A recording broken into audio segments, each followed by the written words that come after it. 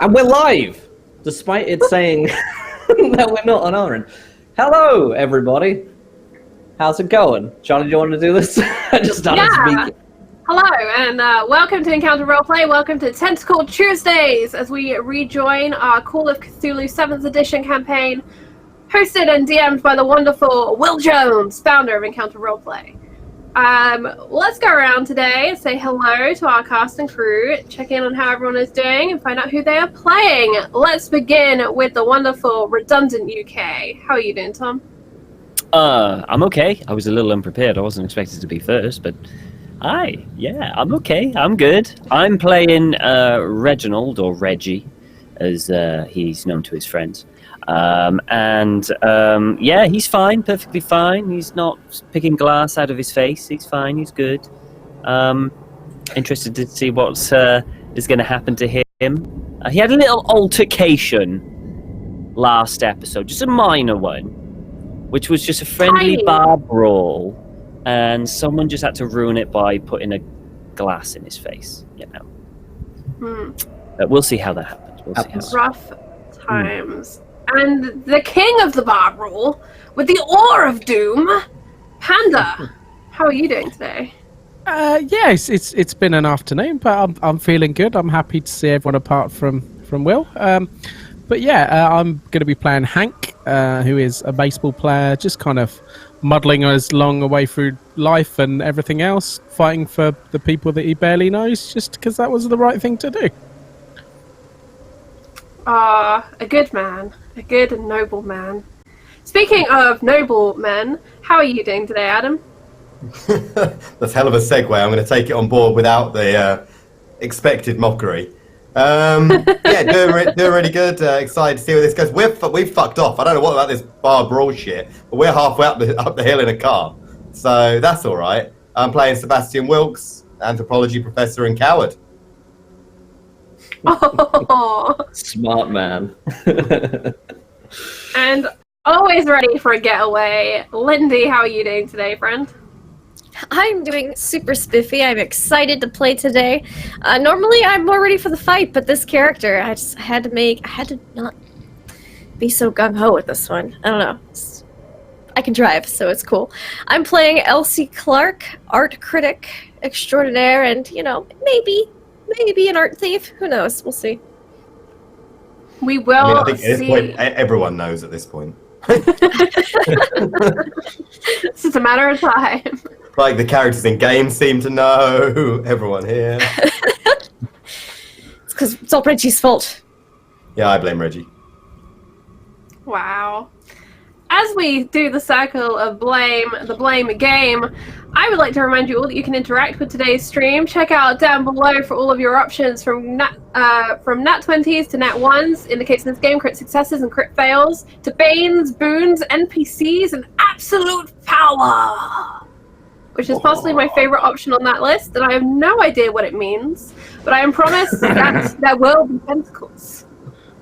What's more, if you see anything worth clipping, please do hit that clip button. We love the clips here on Encounter Roleplay. And finally, I'd like to remind you of our sponsors here today, and roll a little video. Before we begin today's show, I would like to take some time to remind you about our sponsors. Fantasy Grounds, our virtual tabletop of choice. All of the beautiful maps and roles you see tonight are done using Fantasy Grounds, which you can try for free at fantasygrounds.com. You can also get all of your miniatures from Wayland Games. Go to waylandgames.co.uk and get yourself a huge range of D&D, Warhammer and 40k minis for up to 20% off regular retail price. And Tabletop Loot, who sell incredible dice. Go and check them out at tabletoploot.com.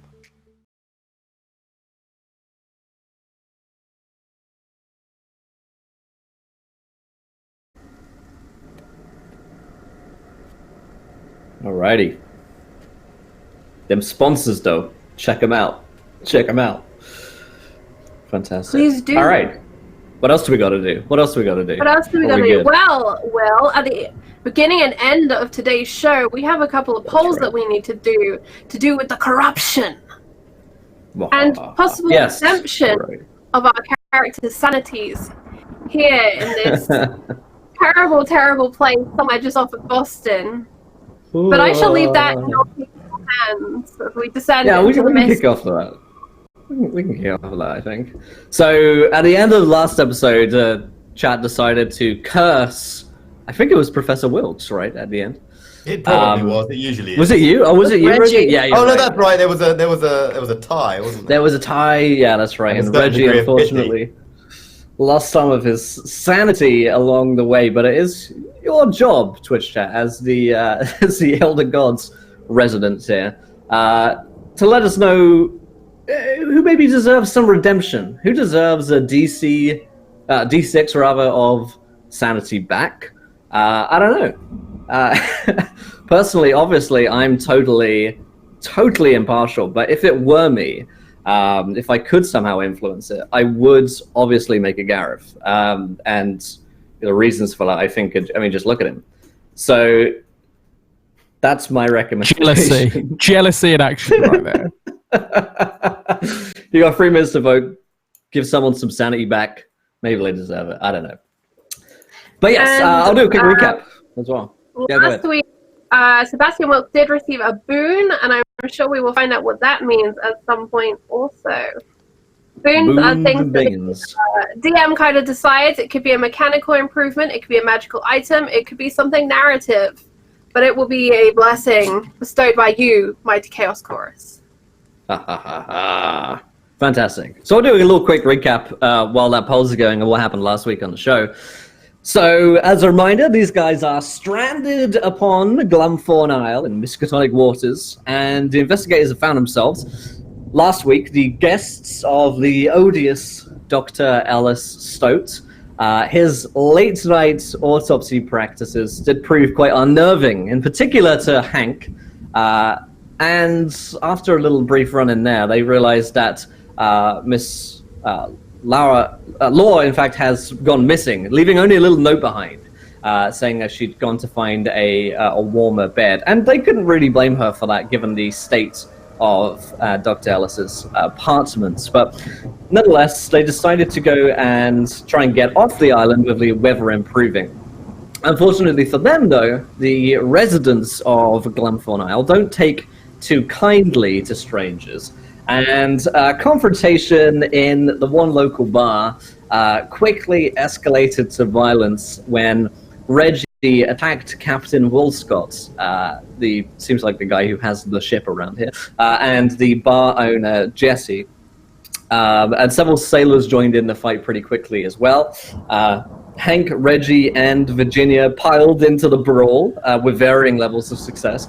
But quite quickly, the police were called to the situation and have just ran in to try and defuse the situation, pointing guns at everyone.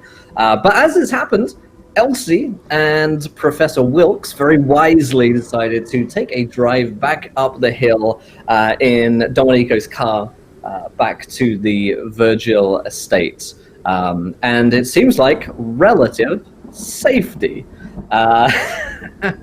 We'll see about that. So that's actually where we're going to start today. Don't you be smug, man. You're on like 2 hit points.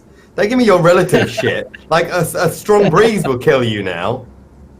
It's Let us then, let's begin with those two. So we see a little car running up this dirt road, muddy track. And in fairness, it has been a couple of hours and the mud has begun to dry out a little bit. So the going back is easier than it was coming down here. So the two of you are in this little car heading back up to the Virgil Estate. It's probably going to take you the best part of an hour to get back up there. What do we see as Professor Wilkes and Elsie Clark are driving back together?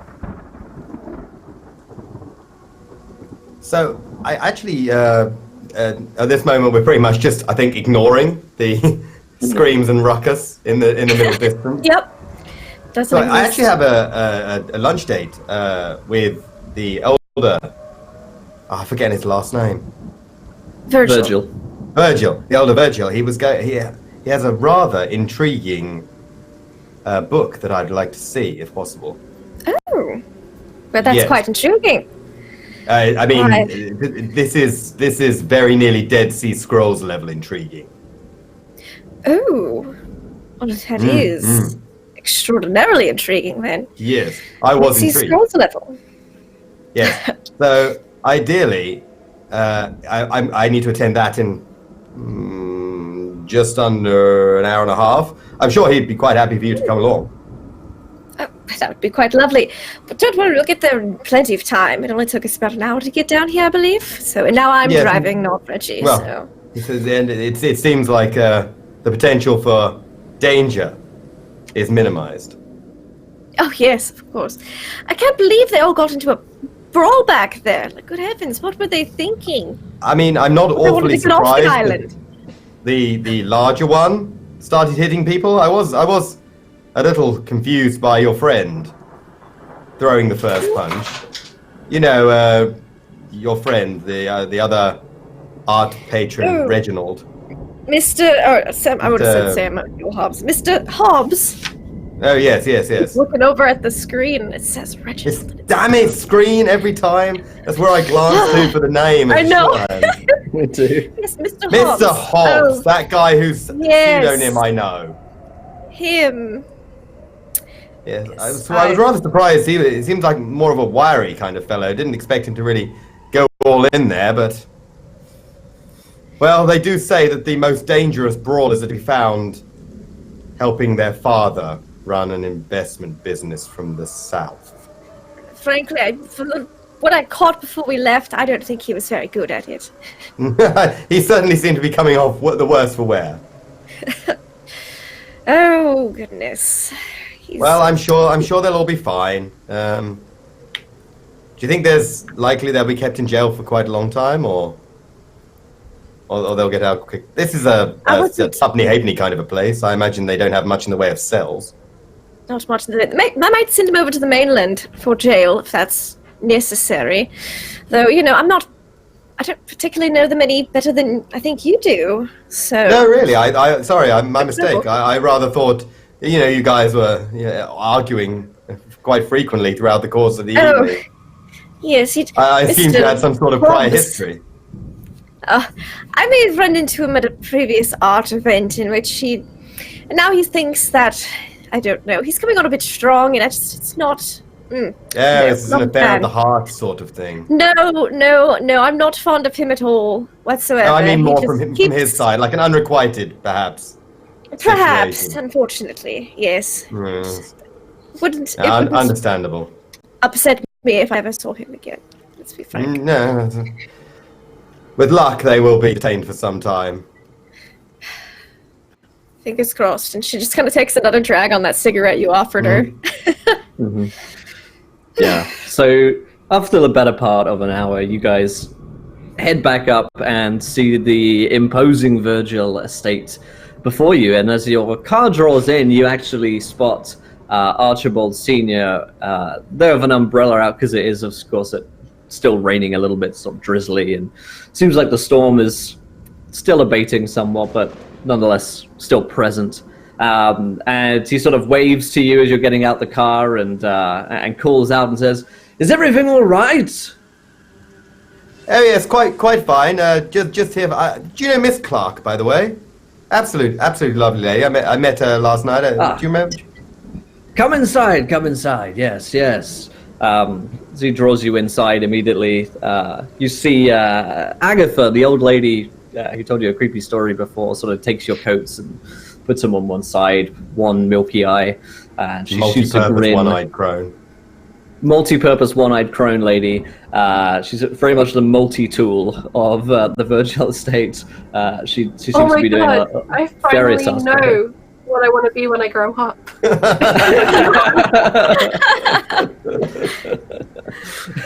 She shoots you both a grin, and you see Archibald Sr. Brings you inside and brings you into a lounge room where there's an open fire, which is starting to warm up a little bit, and says, "I heard on the telephone that there was some altercation down at the local pub. I believe some of your companions or folks that were here the other night, at least, were involved." Yes, I think certainly some of your guests were involved in said altercation. Yes. We were over the other side of the street at this point. Yes. Just Must making have our way left back to before the car. we broke out. Yes. We did hear the police blowing their little tin whistles though. It all Not in our seemed. directions. We didn't stop. No, of course we will. Yeah. I'm But, afraid to say it's not the first time such a thing has happened here on Glumthorne. Sailors, they drink and get, well, not too fond of strangers to the island, let's say that. Well, I'm sure it wasn't helped by the more atavistic amongst last night's guests. Yes. Quite.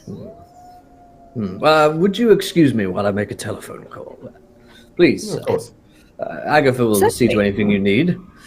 And he steps out, and you hear his footsteps receding into the distance while a door sort of slides open from behind, and you see Agatha step back in, and she says, "Anything I can do for you, dearies? Anything you need?" A scotch? Would that be okay? Yes, sir. And tea for the lady, yes. Yes.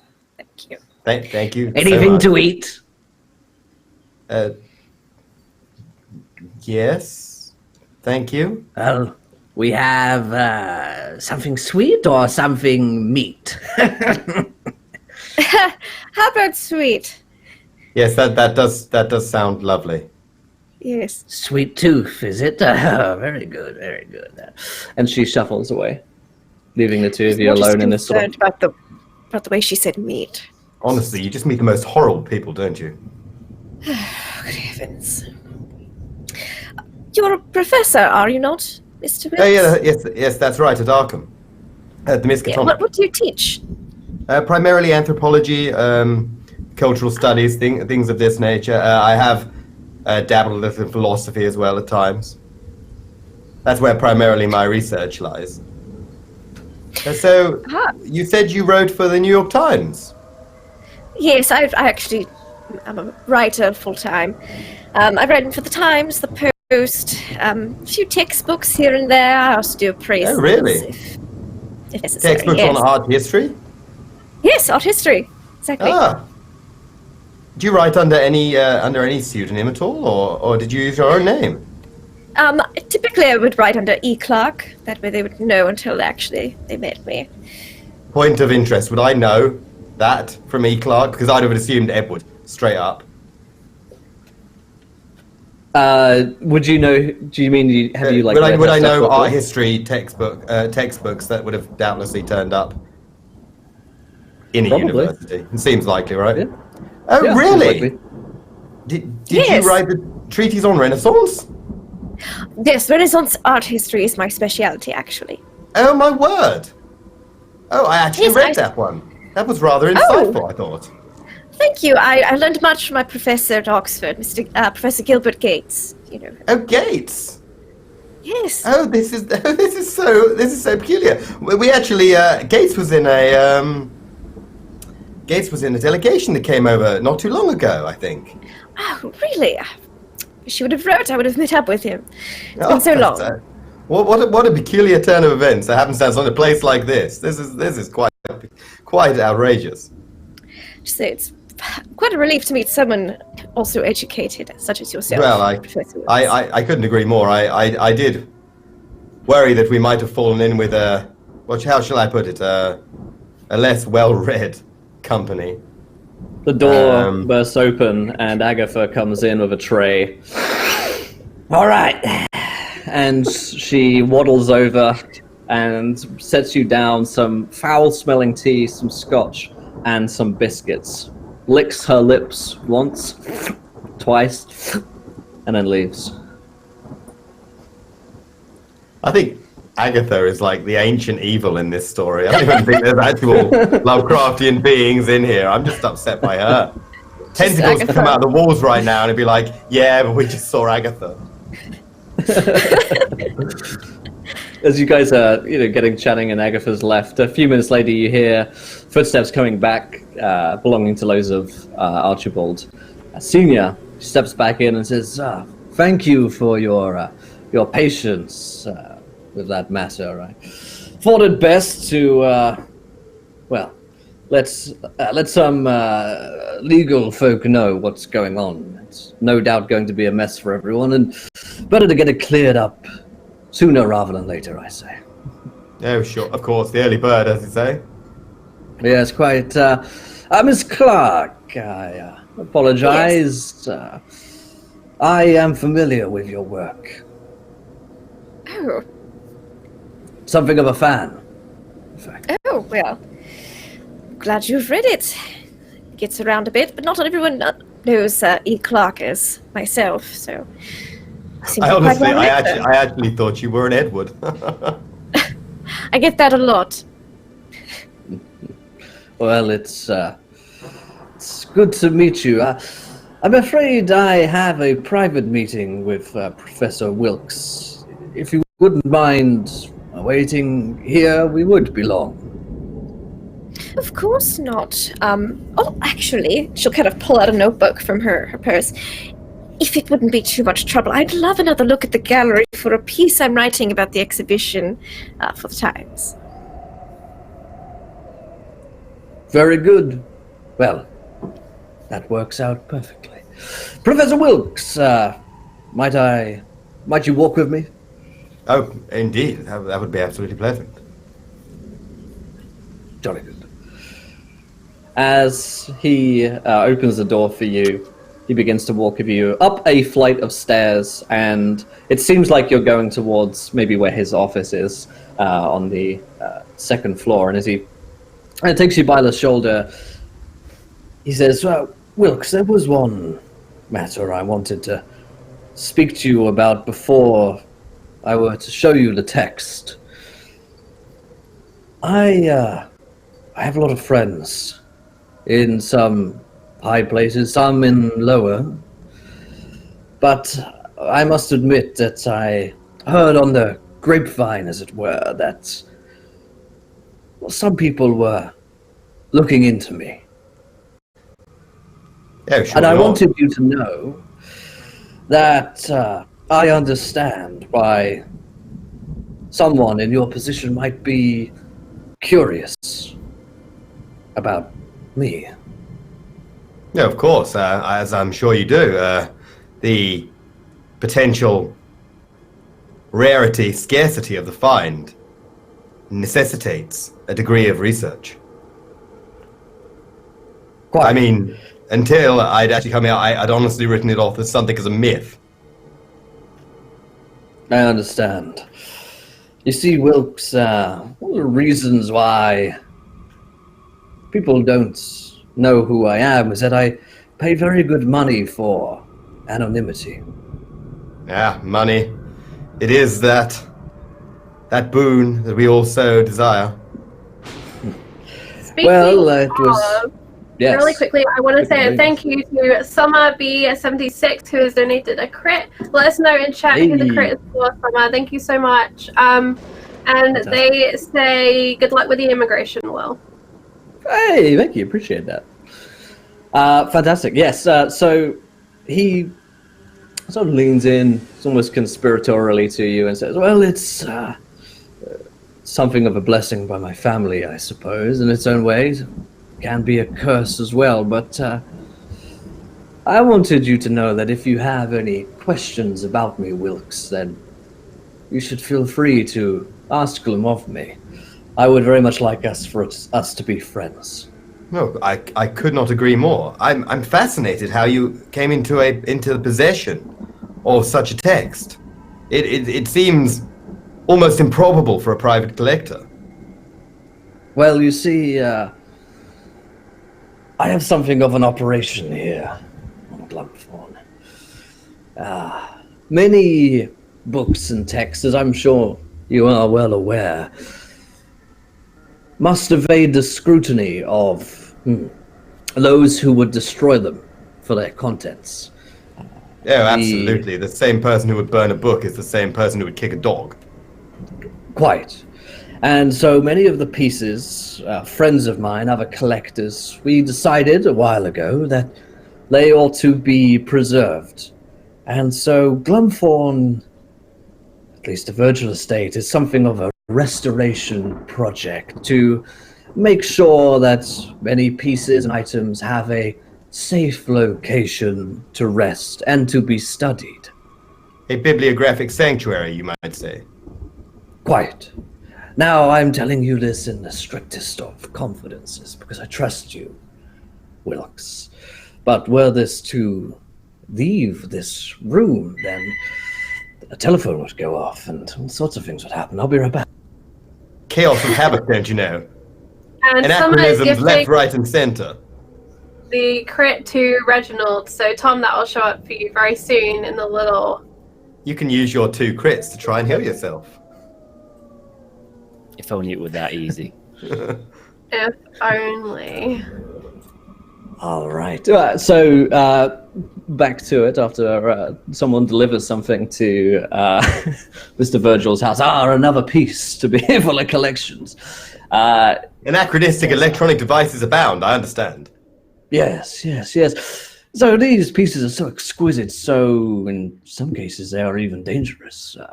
They must be preserved and kept safe so that the collectors know that they are worthy investments. And for the pursuit of scholarly research, I have worked closely with many of the professors at most of the universities throughout the land, in fact, including your own. That's why when I say that I would like to make a generous donation to your department, I very much mean it. Yeah, that's ever so generous, sir. As you probably know, the pursuit of knowledge is never free. Quite. Well, come. And he heads towards a door which looks like it is his office. He unlocks it and lets you inside. It's just right through here. I'm going to be doing my best to maintain a calm, detached appearance, despite the fact that the noise inside my head, the chance of reading even the first act, would be...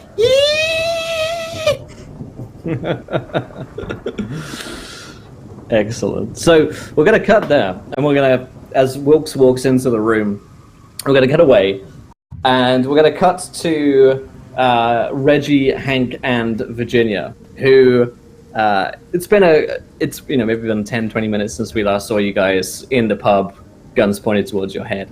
I'm assuming that everyone sort of gave up the fight and allowed themselves to be arrested in some manner.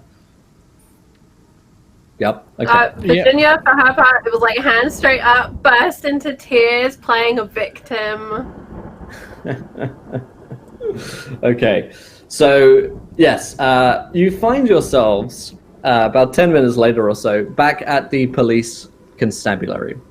And there aren't really private holding cells here. There are just rooms where the 3 of you are being kept. And in another room, it seems that Captain Woolscott, Jesse, and the rest of the sailors are also being kept.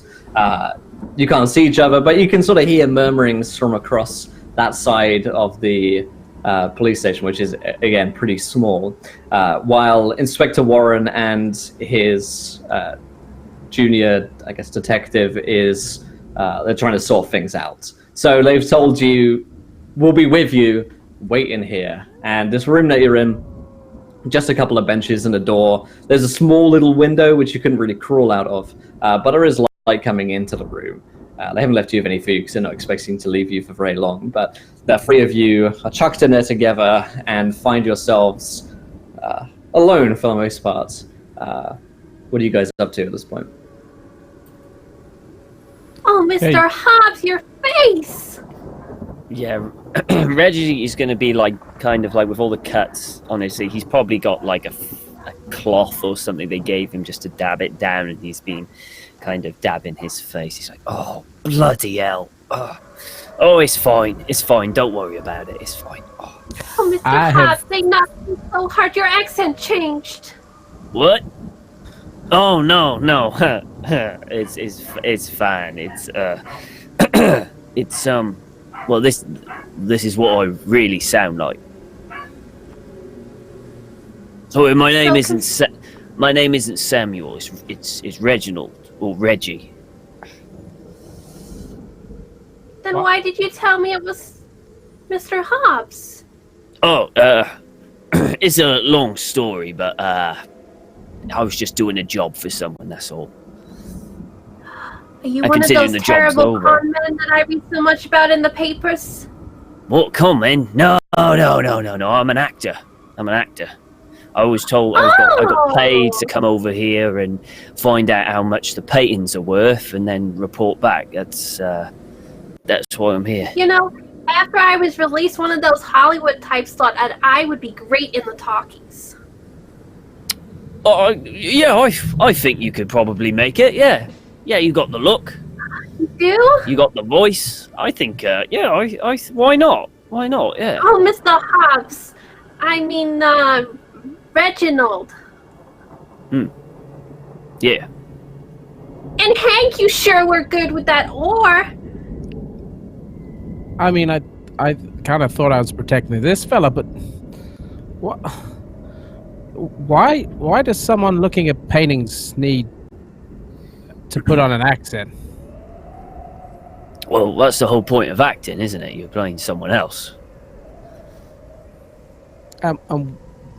Were we in a picture? Were we in one of those? Oh no, silent- I had a contact from the mainland who wanted me to come over here incognito like and find out how much the paintings cost. You know what I bet it was? I bet it was Mr. Virgil trying to hike up the prices, get bodies in and think they're interested in things, and then he can say, hey, I got a lot of buyers. You see this guy over here, railroad money, he wants to buy it. And you hike up the prices. See, Virginia's got it.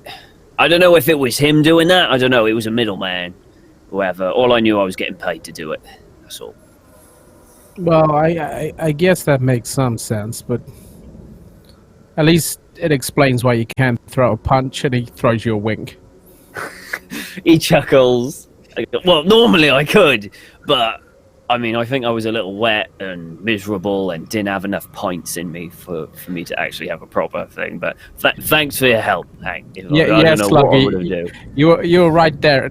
Honestly, you were about to knock them right out just before you get glassed in the face by a lady. Well, I mean, who does a bar fight? But in where I'm from, a friendly bar fight happens often. You do a few punches, you lose a few teeth, that's it. No weapons, no glass. I mean, it's almost like these never had a bar fight in their life. Sounds to me like you went to boarding school, Reggie. No, I didn't, but, that's an interesting boarding school. It was the way they attacked us. We just wanted to take a boat home. Right, okay. There's a little furtive knock on the door, and you smell something. You smell something. It just sort of seeps into the room, sort of musty, fish-like smell, sweat, which is all too familiar at this point. The door swings open, and there is, of course, Doctor Stoat. Squints at you. Now, which one of you is it with the injury? Well, probably me, the one with the bleeding face. Right. You, then come with me, Mister. Do I have Mr. to? Hobbs? Well, if you want your face to be cleaned up, then I suggest you do. But if you wish to let it rot and decay, then that's fine by me, honestly. No, I need this face. All right, let's go. I'll see you in a bit. And he gets up and he gives a pat on Hank's shoulder as a thank you. Just before he heads out. Doctor, is there any word when we might get out of this place? I believe the inspector is about to speak with you, yes. It's no real place for a lady. Well, as for the boat situation, I can't say. But for the holding cells, I can't imagine you'll be here much longer, but I do believe the captain is intending to press charges. Excuse me? I'll be pressing charges. We were assaulted. All we wanted was a boat off this damn island. I'm not the police officer here, but I do believe there are several of witnesses course, who are going to. so- Please do look after Yes. Reggie's face. It's very delicate. I mean, that Mr. Hobbs' face. She looks at Reggie like, what name should I be calling you by? I'm now very confused. Doesn't give you a response. Very good. Come on, Mr. Hobbs. Come along. And he just sort of takes you outside of this room and back into the general area, I guess, reception, where Inspector Warren is currently at, and he looks quite exasperated with his junior detective. They're in a brief conversation before turning around to see you, and Dr. Stoat says, "Please take a seat, Mr. Hobbs, while I clean this up. Feel free to ask him any questions. Just don't move your face very much, okay? Or try When you not speak. to. All right, just answer the questions."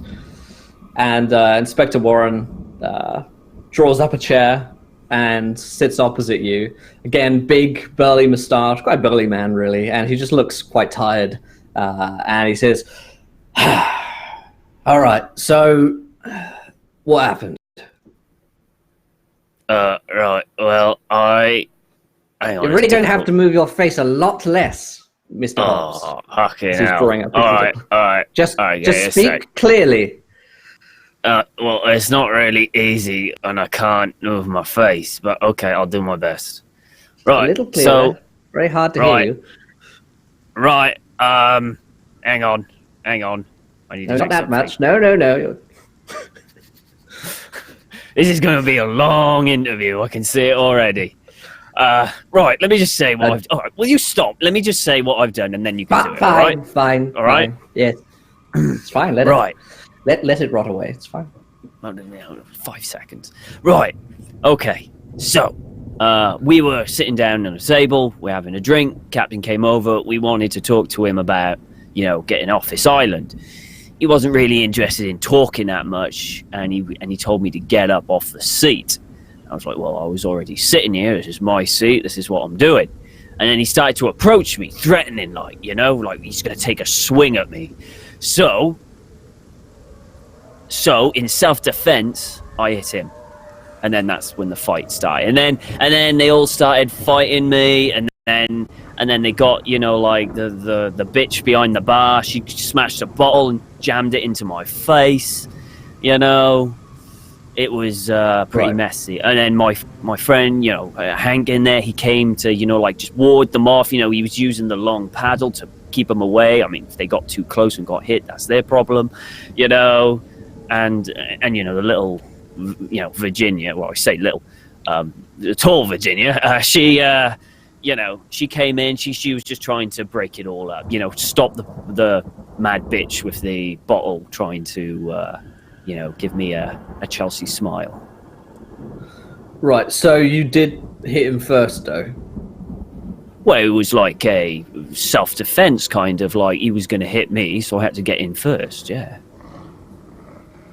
Right. Because he was about to hit me. I mean, he was right there. I was sitting down. He was approaching me, and I could see his fist was clenched. He was going to punch me. So, surely you understand. You're a police officer. You're supposed to read the situation. If someone comes up to you like that, you're going to take them down, right? Let's just get the other two out here where we can do this quicker. Can I use a skill to help me with this? Yeah, you can give me a fast talk. This is what I'm built for. There we go, 30, hard success. Nice, yeah. He sighs, and I think it's less so maybe your sort of persuasiveness and maybe your persuasiveness just mixed with his sort of overwhelming wish for this to not be happening on a weekday in the morning. He says, just get the other two out here where you can get this done quicker. And the other younger detective goes, and Virginia and Hank, the two of you, are brought into this room as well with Dr. Stoat and Inspector Warren. And Warren says, so you two are basically going to say the same thing as him, right? I mean, if he told you that we were attacked and just defending ourselves, then yes.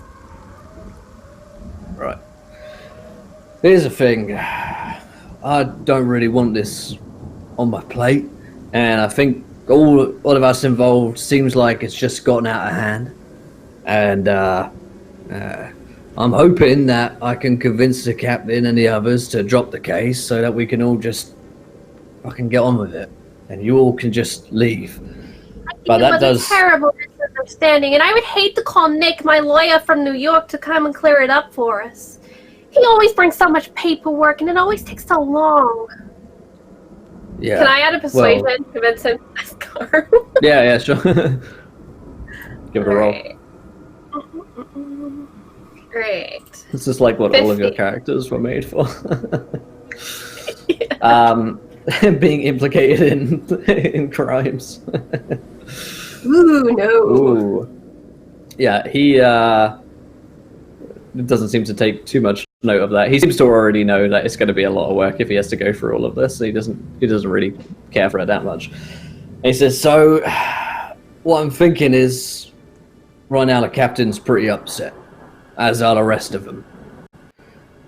And they're going to make things difficult for you unless you can make it straight with him. And mostly he's pissed off with you. And he points at Reggie. What does he want me to do? Buy him a pint or something? I don't know. Figure it out. What? All right. Well, I'll give him a pint if he wants one. Now, Maybe. allow me someone's to got an interject for just 1 second. Are there any other captains on this island? Ones that are going to take you out? We've got a big enough ship to take you out? No. Wolfscott's pretty much your way out of here. So if you want off this island, I'd say try and make peace with them. All right. Unless Bring any him of in. you can sail. Well, no, but bring him in. I'll do it. I'll make peace with him. I mean, I'm sure it's not the first person who's hit him, and then he's put him have a passenger on their ship. All right. But just promise me you're not going to hit him. No, I won't hit him. I promise you I won't hit him. All right. And at this point, there's a light sort of rat-a-tat-tap on the office door, and you see the silhouettes of an imposing-looking figure in what looks like a top hat and has a cane. And Warren frowns as he goes to open the door. Oh, Mr. Carlyle, I wasn't expecting to see you here.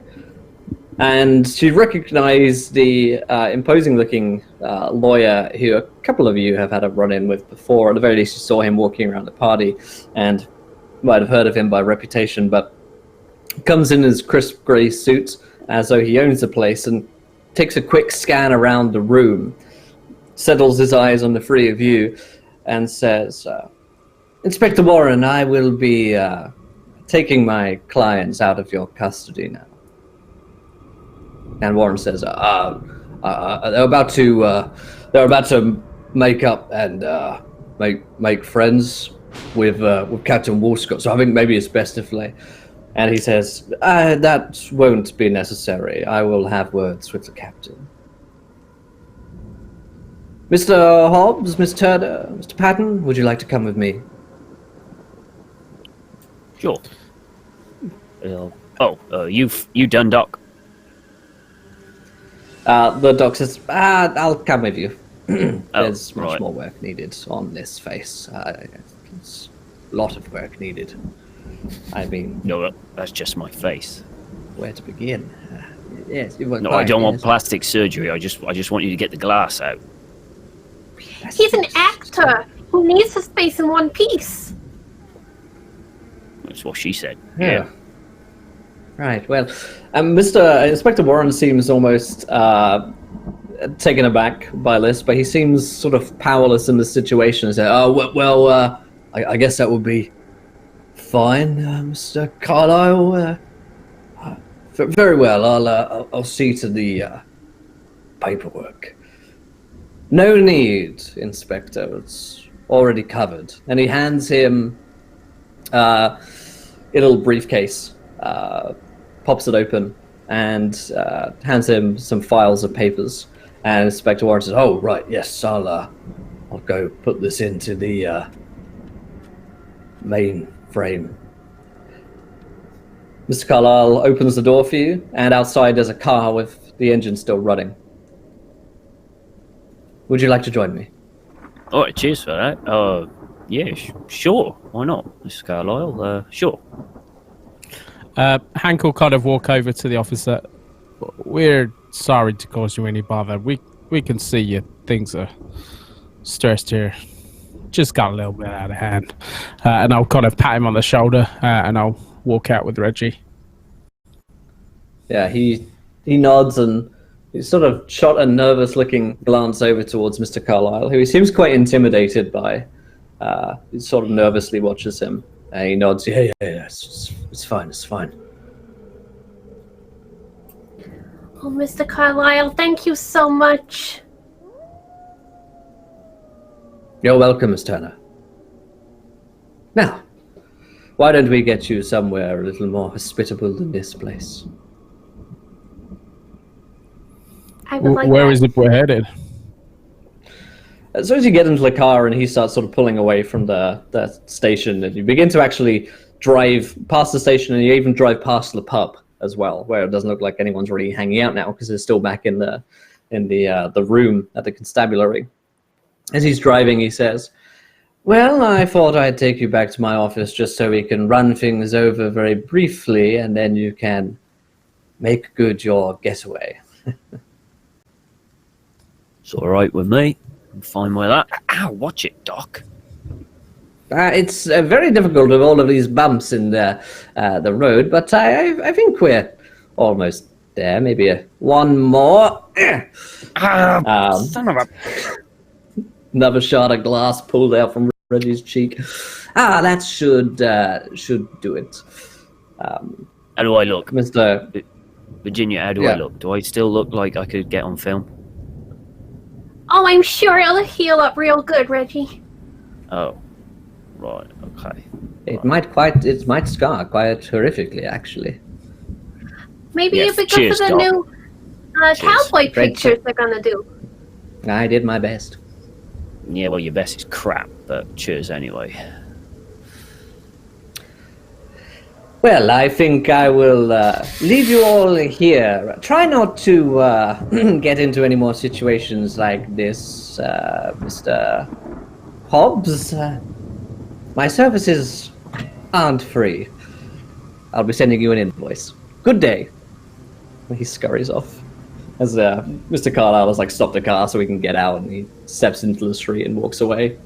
The car picks up again, and you see what must be the magistrate's building that you've heard of here on Glumform. It's quite an imposing and ancient-looking building, which shares more in common architecturally with a cathedral than it really does any kind of public or government building, I guess.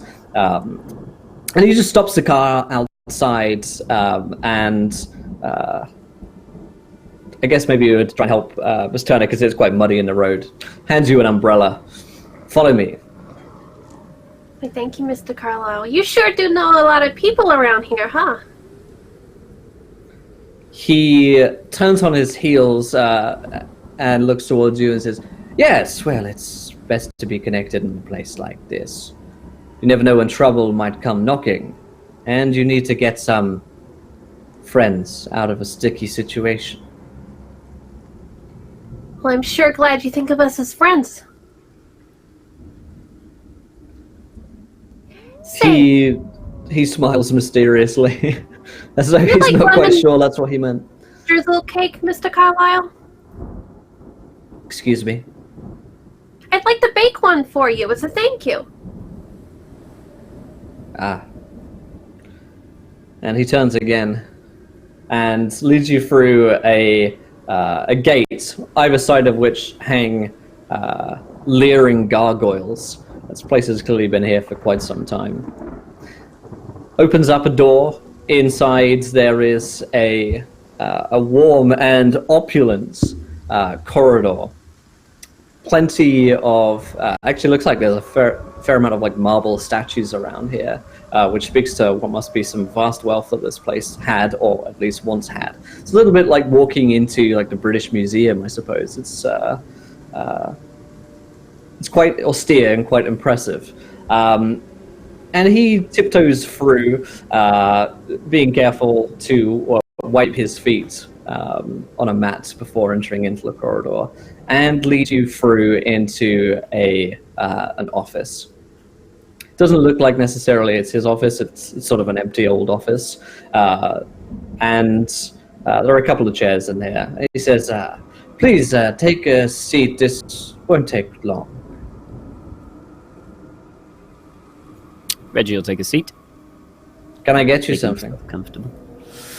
I don't suppose you have a scotch, do you? Very well. Oh, Anything else? cheers.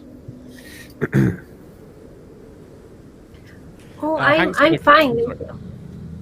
Hank's going to kind of stand. He doesn't really feel at home in these kind of places. All leather-bound books and green lanterns. He goes and gets you a scotch, heads out of the room, comes back a few minutes later, and brings a decanter with him and a couple of glasses in case anyone changes their mind. He stands as well. Like I said, this office is pretty empty. It doesn't look like anyone really uses it for a functioning office. And he says, "You'll have to excuse our surroundings. While they are a little nicer than the constabulary, this magistrate is going through some renovations at the moment. Many of the offices are unusable." Must cost a fortune to heat this place in the winter. We find a way. Now, I wanted to speak to you about this business. It's bad business with Captain Wolfscott. Now, I have made some assurances to the captain that I think should help smooth things over for the group of you. But It was Cheers. just awful. All I said was that Mr. Virgil recommended him. It was like something in his brain just went.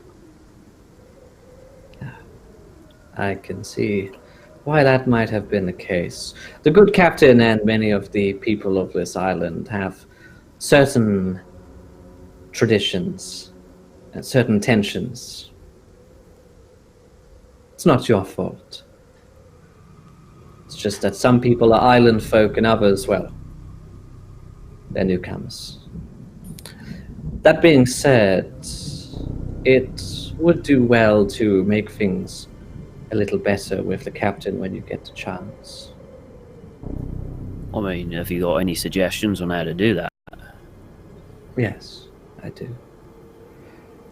I have procured a barrel of the captain's favorite ale.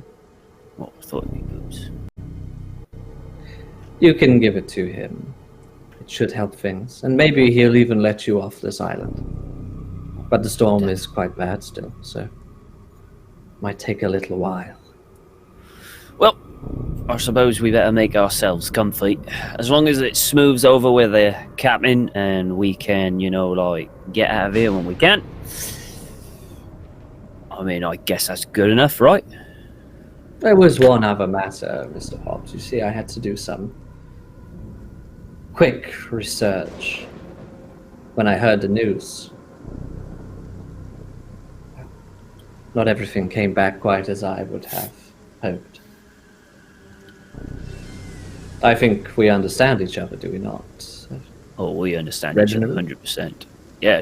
Oh, absolutely 100%. Why do you think I'm trying to get off the island? Would you be so kind as to tell me the purpose of your visit here? Obviously, Yeah. you received an invitation or somehow managed to get your hands on one, but... Well, I was just telling my colleagues here that I was paid to come here to have a look at the paintings, make an offer for you to see how much it is, and then report back to see how much you're willing to sell. I see. Well, thank you for finally being forthright with me. Well, I mean, I had to put on if I came up to this island speaking like this, no one would have taken me seriously, right? So that's where the acting comes in. Gotta... Instead, you chose to embroil yourself in a barroom brawl to gain respect. Well, no, that was after I decided I was going to leave the island now and report back, and there was no need to keep the facade up, so that was just me. I see. Truly a fantastic actor. So, Well, it was off the clock then, so...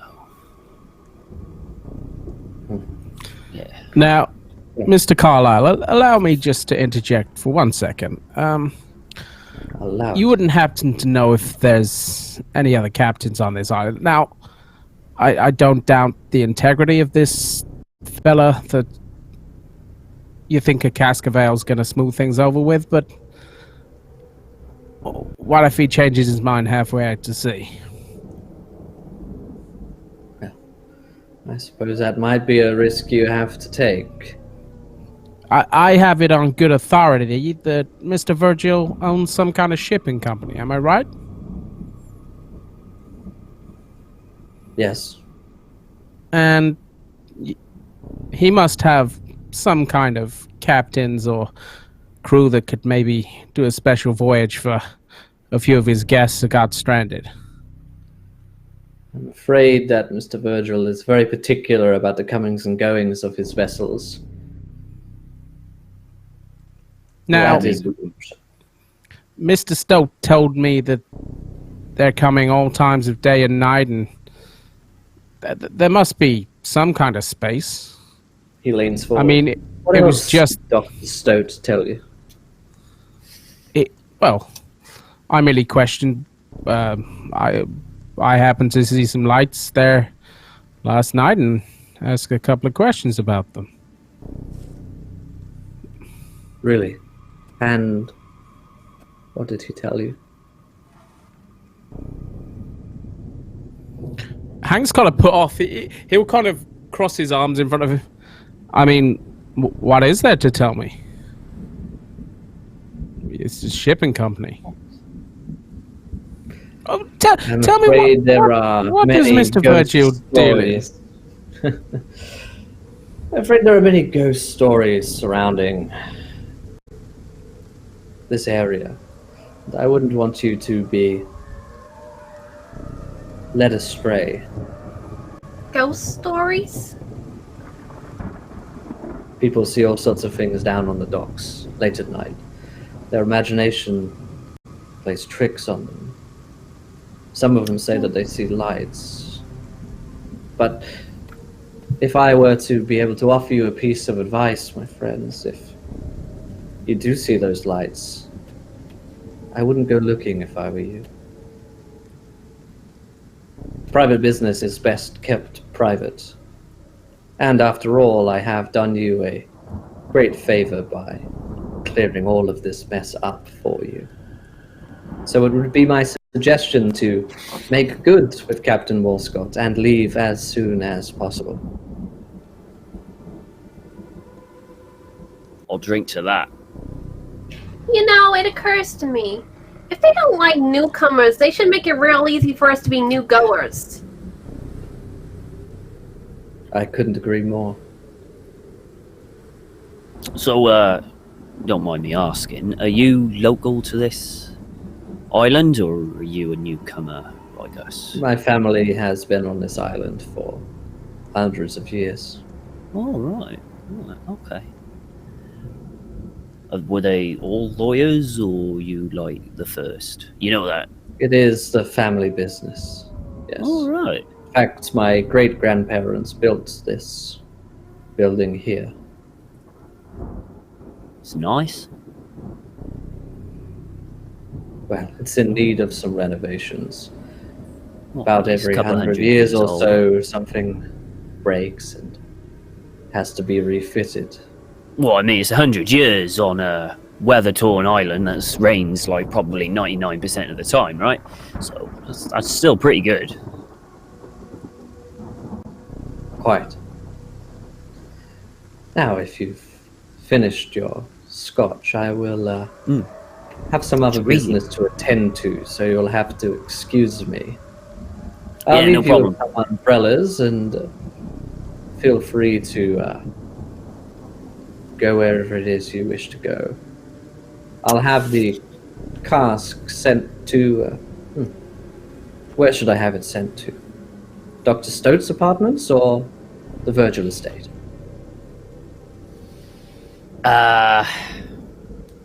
Probably, I guess Doctor Stoat, because I could also send it to the hostel if you wish to stay there. You know what? Send it to the hostel. I think I'll prefer that than Doc's place.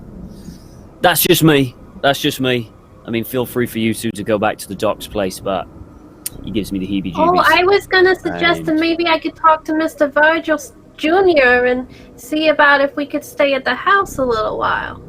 I mean, if you can do that, but we kind of need to give you an answer now, right, Mr. Carlyle? Yes. So, I mean, I think hostel first. Then you can go up to the estate, see if you can get us a room, and if you do, then we can move it. Or alternatively, I could just go straight there, pick up the cask, and give it to him now. Maybe you should give it to him soon, Yeah, I'll give it to him as soon as I get it. I'll give it to him. Nothing worse than letting things just, stew inside until they bubble out of you. Yeah, don't worry. How far are we from the hostel here? 20-minute walk. Any way you could give us a lift? I'd I'll hate have to a get driver. lost and end up at the docks, and I'll give him a wink. Quite. That would be unfortunate. Yeah, just a bit. I'll have a car sent round. Oh, thank you, Mr. Carlyle. Well, it's been a pleasure doing business with you. I doubt we'll see each other again. Oh, I was gonna send you the paperwork for my necklace. The insurance people get real funny when things go missing, Very well. Well, you know where I am. Right, good day, mate. And Reggie will get up, take a look around the room just one last time, and then walk out with an umbrella. Hank's going to kind of walk up to him and offer him a handshake. And if he does, if he gives his hand, he's going to give one of those, squeezing handshakes. The worst type of handshakes ever. The dick power move handshake. Mm-hmm. Oh, yeah. His hand is sort of ice cold, but he does return it. And there's some strength to his grip as well. Thank you. And he just nods and then walks out. Take care, Mr. Carlyle. Don't go catching a cold in this weather. And let me know if you do want that cake. I most certainly will. I can do cherry, too, if you don't like lemon. Farewell, Miss Turner. Good afternoon. And she'll hurry after Reggie and his umbrella. Okay. Then we're going to cut back to the Virgil Estate and back to one Elsie Clark, who's found herself somewhere interesting. She's found herself alone in the Virgil Estate. Oh boy! Yes, so there's just the open flame. Agatha's left. There's some biscuits and some foul-smelling tea. And that's about it. And, of course, a slightly open door which leads out into the hallway. Well, I think it'd be good to go look at some of that art again. Yeah. You can head back to the gallery fairly easily. It's on the same floor that you're on. Whereas, you know that the office and private museum that Mr. Wilkes has spoken of is on the second floor. But you head over towards the art gallery. And once again, without seeing anyone else in the house, by the way, you know there are servants in the other wing, but this sort of part of the house is, no one's working here. So it's far enough away from the kitchens and, Scully and stuff like that. So you head back into young Archie's private gallery, which is this large circular room. And all of the canvases are, again, covered with a white sheet. Well, I got a decent look about the place the night before, so I'm gonna... There was a piece that kind of caught her eye. She's gonna go over and look behind the sheet at that one. She's also checking for maybe any extra doors or windows that she missed. So she's casing the joint, like, officially, now that no one else is in here. Roll me a spot hidden. Sure. Spot hidden. I'll spend 3 points of luck to make that a success. Very nice, very nice. Yeah. You head over towards a piece of artwork and take a quick glance at it because it is quite fascinating. And then you sort of begin, casing the joint, work mode engages, and you start taking a look around the place to see if there's anything which is maybe a little out of place or any, you've been in places like this, rich people with houses this old hide shit everywhere. They do. Because they're super fucking rich. You do see something which is a little out of place, which is a gargoyle head on a wall, which is the only gargoyle head in this room. It's pretty small, not particularly ostentatious, it's just leering, but it is something which just looks a little out of place to you.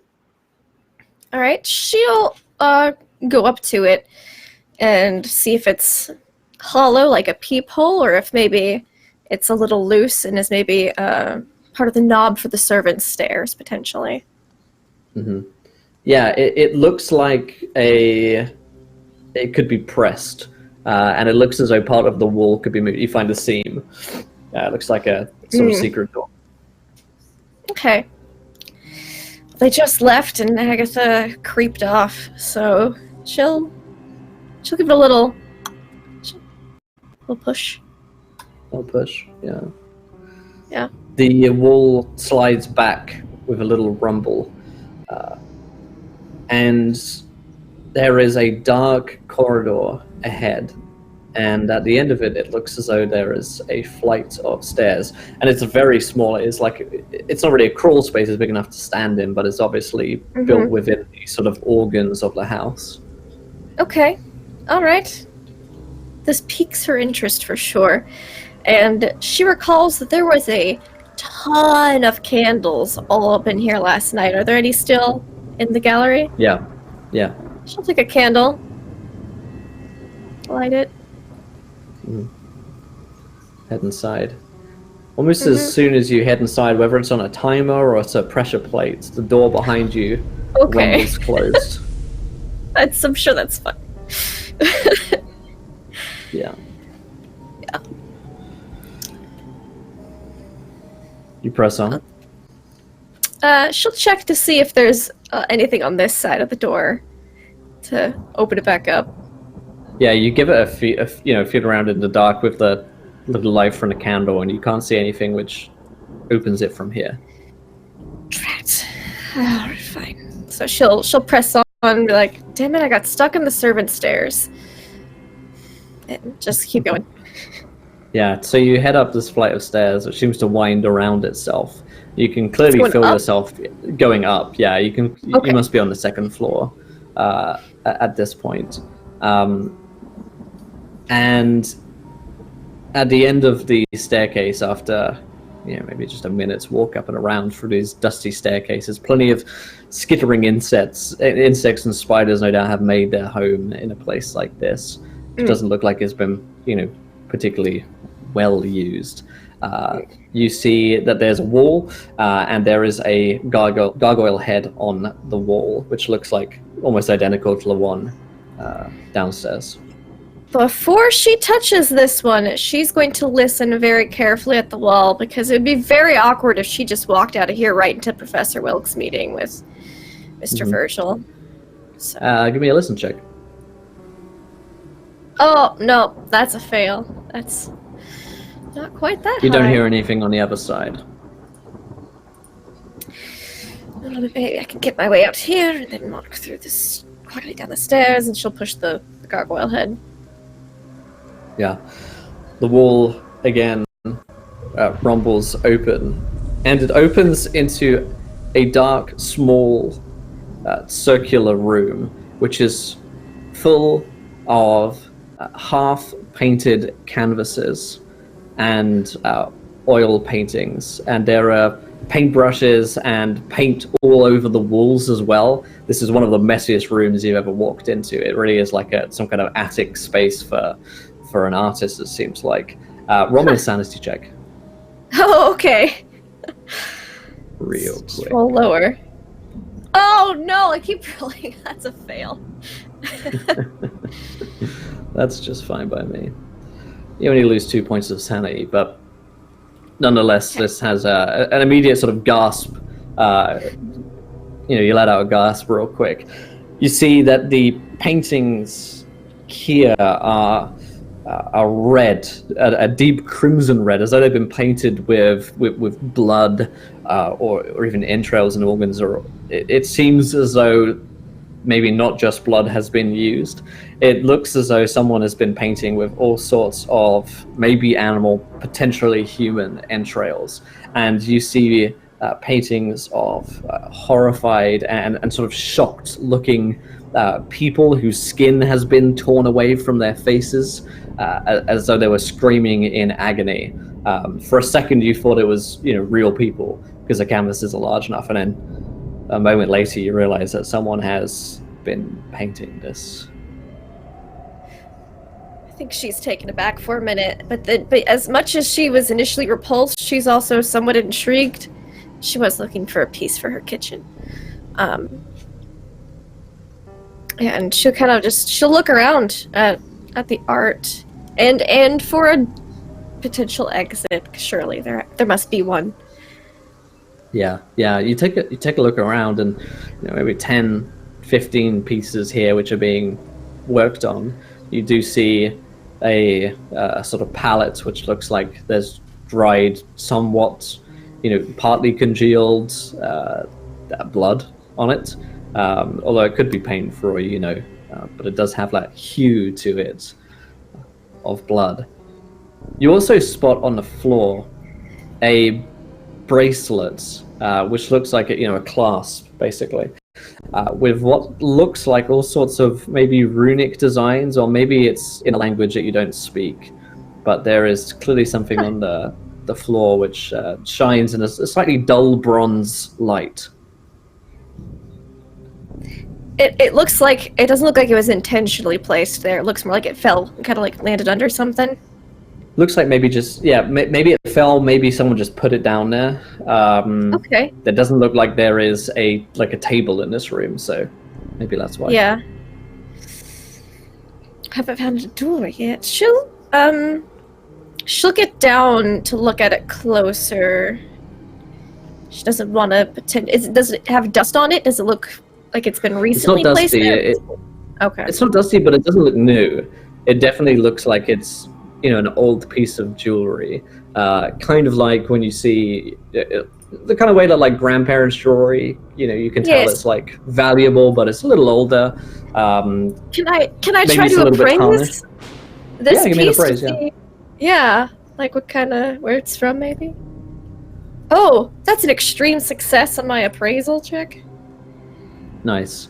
You take one look at this thing, you couldn't say maybe it's its heritage, what culture or where this is from, but you can tell straight away this thing would probably be worth a damn spot of money. You've never seen anything quite like it with the runic designs on it. It's really quite beautiful. It's almost as though when you play it back and forth in the light of the candle, it's almost as though the runes and the circles on it seem to move a little bit, which is a strange trick of the light. Yeah, and it's made from an old bronze, so presumably it's quite old as well.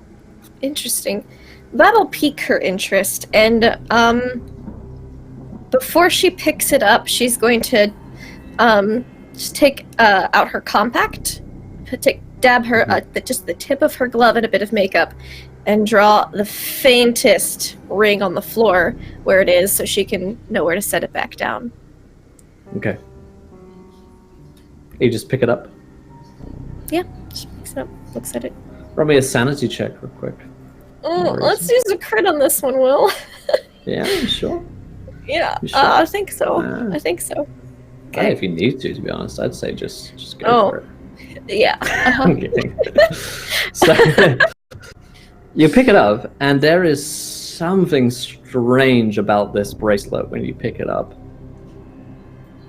It's as though you just heard something whisper just directly behind your ear. You couldn't hear what they said, but it's almost as though someone just went right behind your ear, and it gives you that horrible sensation that something's right there. She turns around very quickly and looks at it, which, looking behind her, I assume that this door also closed behind me? The gargoyle door? Yes, the door has closed, and there is, well, when you look directly behind you, you have to, take a breath for a second, because there is one of the paintings which is looking at you, and one of the faces, sort of gaunt shock with the skin being peeled off from the face. It was almost as though that thing just said something. It's just you. She looks at the painting, looks back at this bracelet, and keeps kind of walking through. She hasn't put the bracelet down yet. She's just kind of looking at it while she looks for a door or window. Yeah. You take a little peek around the room's exterior, and you start to hear the murmur of voices. And you follow the sound, and you find yourself at two little eye holes, an actual peephole. And looking through the peephole, you can see Sebastian Wilkes and Archibald Sr. heading into his private office, and they're speaking. Are the peepholes in the hallway and I see them walk into his office, or are they in his office? They are in his office. It looks as though there is a painting on the wall which you're looking through, and your eyes may very well be attached to someone's head, and your eyes are looking through this one. Fantastic. She's gonna very carefully kind of take a step back. She's gonna keep her ear out still, and she's gonna look along the edges of this wall to see if maybe the painting is the door that opens, and that's her way out, or if there's another way, any other way out. It looks like that is the case. And there was probably quite a huge canvas, almost door size, that would be able to open. Right. She's just gonna take a step back, keep her ears out, and maybe examine this bracelet a little further while she listens, because she doesn't want to risk walking around and kicking something over in this dim light, so she's just gonna sit and listen and look at this thing. Yeah, absolutely. You take another look down at the bracelet, and you can start to hear the murmurs of a conversation happening in the office out there. But the bracelet itself is quite fascinating. Every time you look at it, it seems to change ever so slightly in the light, and you just can't shift the feeling that there's a whisper somewhere in this room every so often.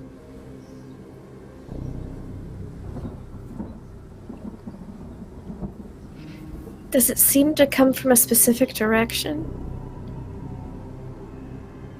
You could probably listen check. Okay. Ooh, hard success. Okay. You can. You stop for a second and you really intently listen in this room and hold your breath.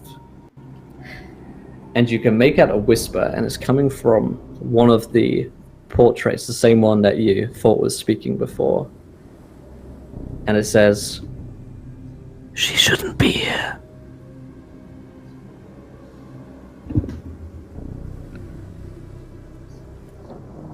A few seconds later, you hear from another direction, "He's coming back."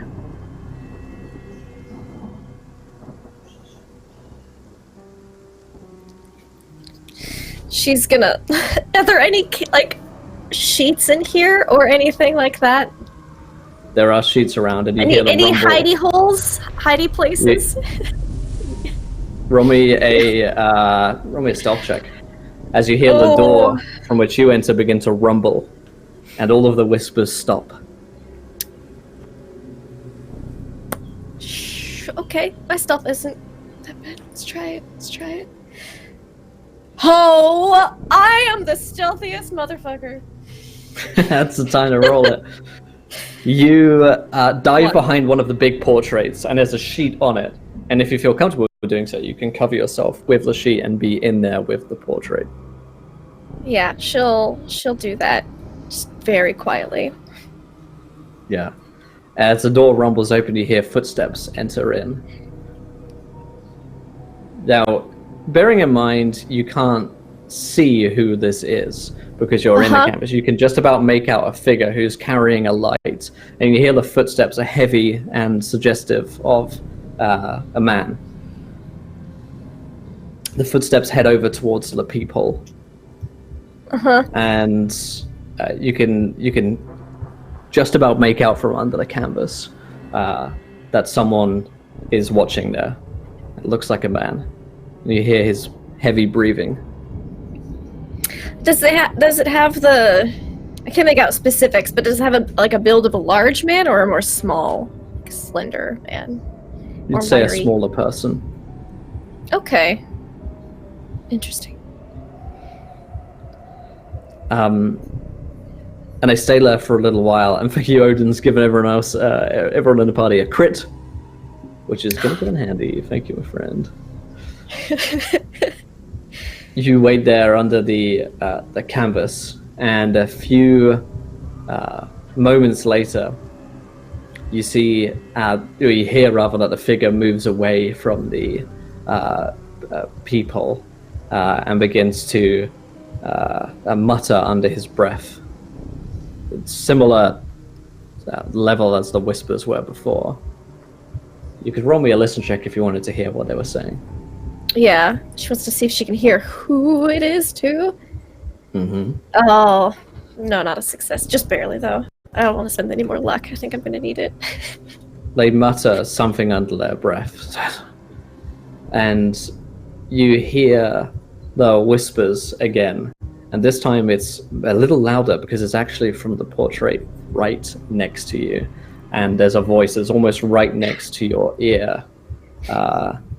And it says, as though to you, stay quiet. You don't want him to find you.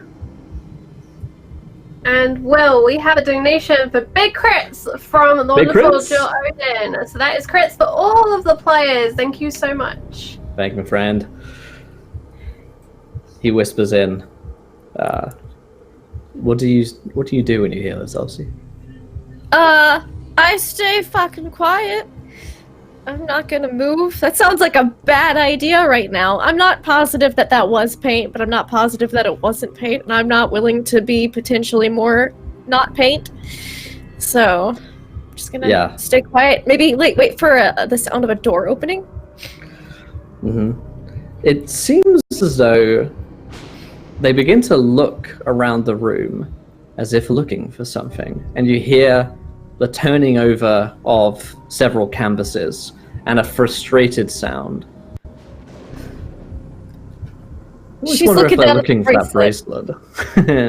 She's gonna very quietly kind of lean down and, peeking out. If he's on the other side of the room, place the bracelet maybe just on the other side of the painting that she's hiding behind, just so that maybe it's, look, it was just, use one of that crits I just got, that sounds good.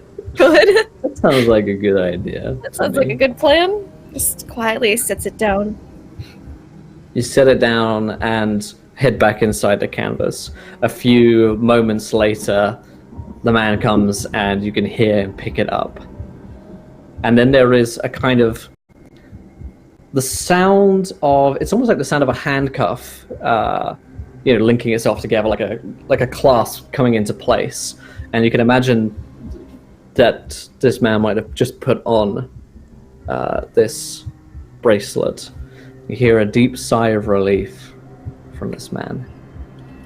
And a few moments later, you hear the rumble of a door.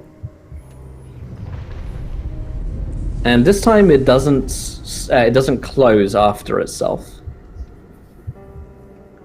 Peek. See if he's still there. He's gone. Oh, go follow. Go behind that door, maybe. Just hope he's going out. Oh. You know, I still have one last crit. Let's use that. Yeah. Yeah, I think not being seen right now would be good. Sneak out behind him out the stairs. Yeah. You don't make any noise as you sneak back through the corridor, and whoever was in there seems to have left long ago. The door open out into the gallery is also open. Mm-hmm. At least for a time. I'm not sure if it's on a timer. Just gonna try to get out. Yeah. You head out back into the gallery.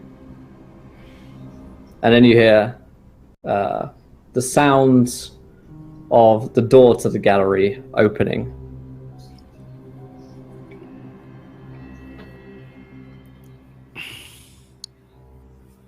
She'll just have her notebook out.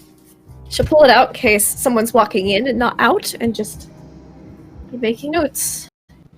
Just keeping that ear out. Mm-hmm. As you do so, you see the door open, and you see young Archibald Virgil coming in, and he locks the door behind him, and looks over his shoulder and spots you, and is taken aback. Elsie!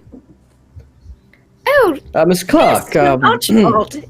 Yes, and Mr. Virgil, how are you this afternoon? I'm fine, but I'm afraid the gallery isn't open at the moment. Terribly sorry. I was just trying to get the last couple of notes in before I submitted this article to the Times. I drove Mr. Wilkes here for a meeting with your father. I see. And where are they now? I believe they went to his study or something.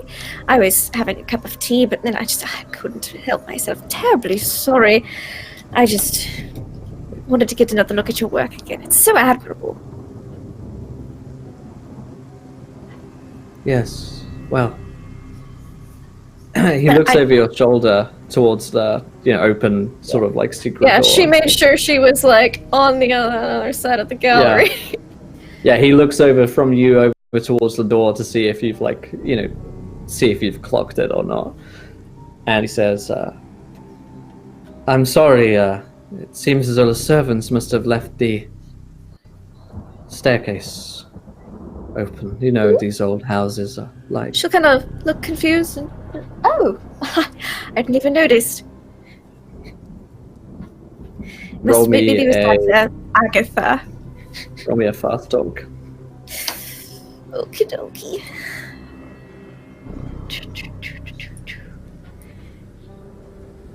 Oh, that's not great. What's my fast talk? I'm gonna try to push it. Yeah. Yeah. Push it, Regal. Just a success? Just like exactly a success. So he looks at you for a second, and there's a flicker of doubt in his eyes. And then he pulls on the gargoyle and closes it. And the door rumbles to a close again. Does he have a bracelet on, perchance? He's wearing a long-sleeved shirt, so you can't quite make it right. out. You'd have to have him roll up his... That's fine. Shirts are really That's good unnecessary. I'm sure you're a very busy man. I hate to take up more of your time, but I think I have all the notes I need now for this article. Well, that's good. The door behind, by the way, the door behind him is still locked because he came in and locked the door. He says, "You didn't go looking up there, did you?" Up the 7 stairs? Good, I didn't even notice they were open. Of course not. I was looking at looking at the sunset. He moves over towards one of the canvases, and where it looks like there's sort of the workstation piece of wood, where different instruments and paint tools are like. He opens the canvas a little bit and just gets out what looks to be, a scalpel, but quite long. And he just plays with it in his hands as though he might use it on for a piece of art or something. He's getting some paint on a palette, that sort of thing. Roll me a fast talk. Oh no! This is bad. Oh no! You want to push it? Will. Oh, I still have one more crit. I didn't see that stupid thing. All right. Actually, it's yet to update, so I think you are out of crits. It's update. Okay. All right. That's fine. That's fine. You know what? It really can't get much worse than a 97, so let's push it. Yeah. Yeah. Come on, dice. Come on, dice. 73. Nope. Let's get this one with the sunset. He looks at you again and takes a step closer, and you realize that this knife he's got looks pretty sharp, actually. Pretty sharp. And long enough that it would it could really, really hurt someone. And he takes a step closer and he says, "You wouldn't be lying to me, would you, Miss Clark? You seem awfully nervous." Nervous me? Excitement. Nervous excitement, perhaps. He takes another step towards you, and now you're feeling a little backed into a corner. Is the door behind me? The locked door to the exit? To the out. That's where he came in. So door is behind him. You're closer towards the secret door, but he closed the gargoyle. Yeah. So that would take a second to rumble open. He says, I don't like liars, Miss Clark. I don't like people who disturb my work either. It's very important. Your work is extraordinarily important and absolutely magnificent, and I would hate to disturb any of it. Which, frankly, I feel like I'm getting in the way now. Perhaps I should just go back and wait for the Professor Wilkes in the study. No, it's fine. They're quite far away, and the house is ever so big. I'd hate for you to get lost. It'd be quite tragic, wouldn't it?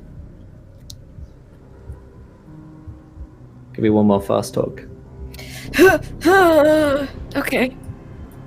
Panic. Da, da, da. Come on, dice. Oh! No. I have Tom's luck from last week. God damn it. Alright. 96.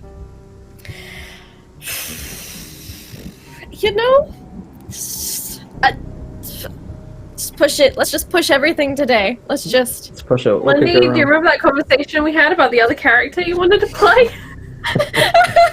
No! I haven't had that conversation yet.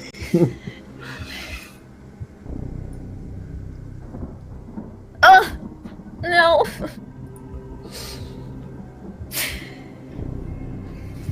Okay. Lost my head at some point. I didn't even realize it. He takes another look around the room, clocks the door that's still locked. It's a big room and people are quite far away. There's still a storm outside to cover up a lot of sound.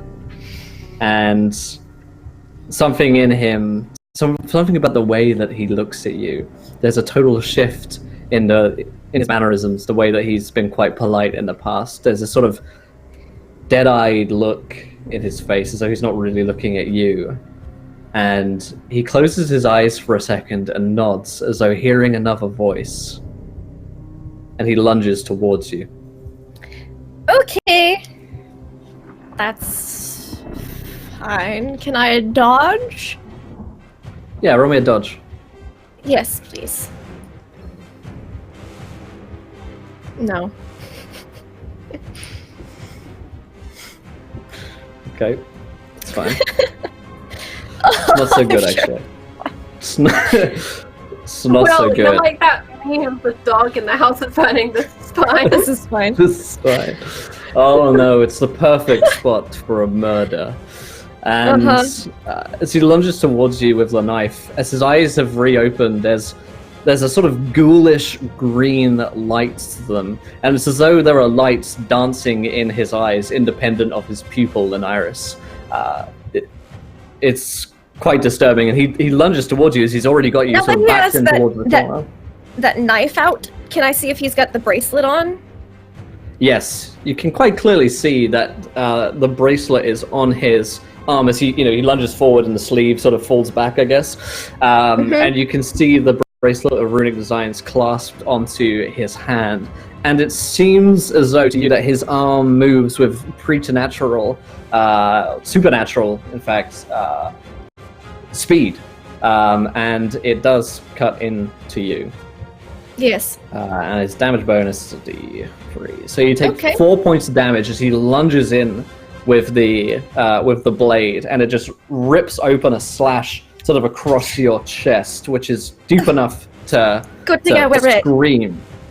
Yep. And he's now clearly intent to kill you. What do you do? Can I try to sleight of hand the bracelet off him? You can try, but it's going to Okay. be incredibly difficult to get that thing off of him by the looks of things. And you also maybe have things to play here. Yeah, go ahead. We'll Give me see. a dexterity. It'll be extreme difficulty. Can I make strength. Okay, my dex and my sleight of hand are the same, so Okay. let's see. No, that's a hard. Almost a hard, but not an extreme. So Okay. So that then I'd doesn't like do to it. back As away. and I'll explain to you why I guess that doesn't work. You try and unclasp it, and it's as though the thing is like melded to his flesh. There isn't an Oh, easy charming. unclasp, So glad I didn't and it's put on that there on. tight enough. Yeah, it's on there tight enough where it looks like it's going to be next to impossible to tear off his arm. Okay. I'd like to, with my movement, Take beeline it action. to the door. Yeah, absolutely. To You the can get locked to the door. Yeah, get to the locked door, Yes. and you run over to it, and you give it a shove, and it is locked. It is his action. He's going to use one to rush over towards you, and he just he's muttering under his breath, "Come here, come here! I knew they were hiding you." And he's roll me a dodge. If actually you don't have the action of dodge, I'm sorry. Yeah.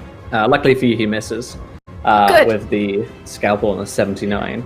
Lunges in towards you again, and you manage to dodge out of the way. It's a relatively small, arc that he has available to him with the short knife, but nonetheless looks quite deadly. What do you do? I would like to panic pick the lock on this door.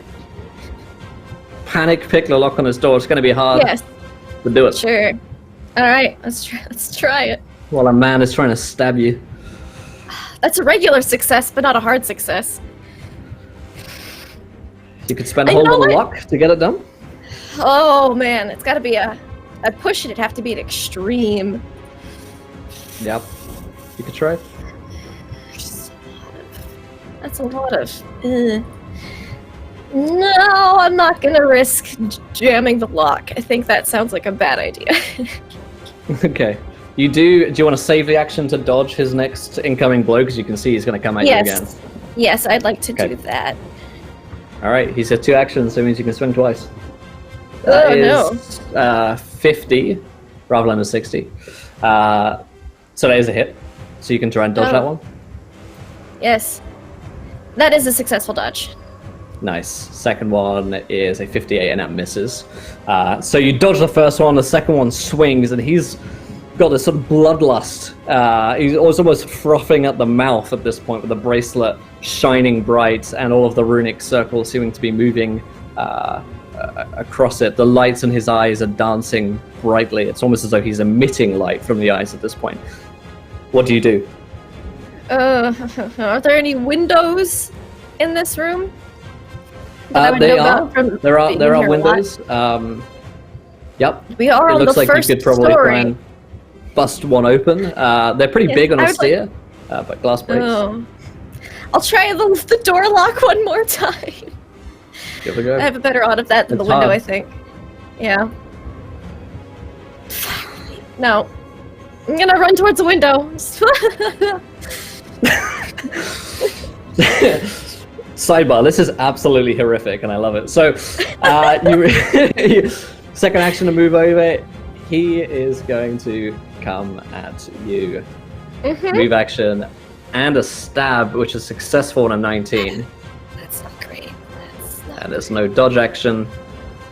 Plus the damage bonus, 5 more points with a scalpel. Okay. Driving home into your That's side, fine. and you can feel this blade several inches deep in you, tearing through flesh, and it comes away, and there's crimson blood coming out from your side, and from the slash on your shirt at this point. It's a good thing I wear red. Again, I would like to leave via this window, please. How do you intend to do that? Are you going to try and open it up? Are you going to try and jump through it? Are you try and bust I it think open or something? Is there anything to bust it open with in here, in this vicinity? There's probably a pot you could try with. There are canvases No, around. That's probably not going to do much. It sounds like that pot might be easier than me trying to just bust through the Indiana window. Jones it, yeah. So, yeah, it's just story history. What if All your right, pot was... give me a strength check. Oh, these rolls. I'm gonna try to push the strength check. Okay. Oh no. The urn shatters against, just breaks this thing, and shatters in your hand, and you you turn around, and this man is just I have out no of control. combat abilities. Except for dodging. Okay, that is a valiant effort. And I don't What get else? I don't get any other to go through the window. So cool. I'm just gonna. You'd have an action go left to for it. dodge, so we'll give you that. Yeah, cool. I'll dodge. It's a is miss like on a watching 56. Scooby-Doo escape a villain, just like running Yeah. backwards and forwards across the room. Give me a dodge. Okay. Dodge roll for your life. I will spend 2 points of luck or 3 points of luck to make that a success. Okay, that would have been a killing blow, straight for the jugular. You dance back in time, but you feel yourself becoming more and more helpless. And, I mean, you probably made some amount of noise, but it doesn't sound at this point like anyone's coming, maybe because of the noise of the storm. Hopefully that urn made Did his some blow sound. happen to I don't know, break the window for me as I dodged out of the way? Unfortunately, his scalpel, his palette knife didn't burst through glass. Great. I wasn't sure. Had to ask. Yep. Back to you, Elsie.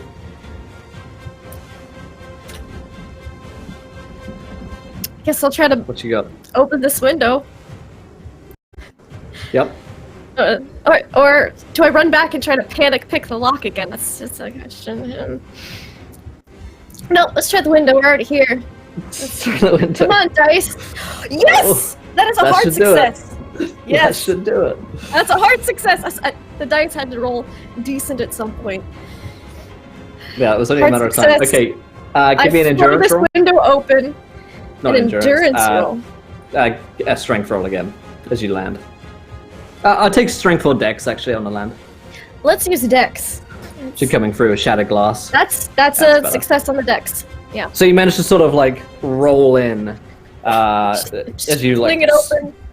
fling it open, and roll out of the window.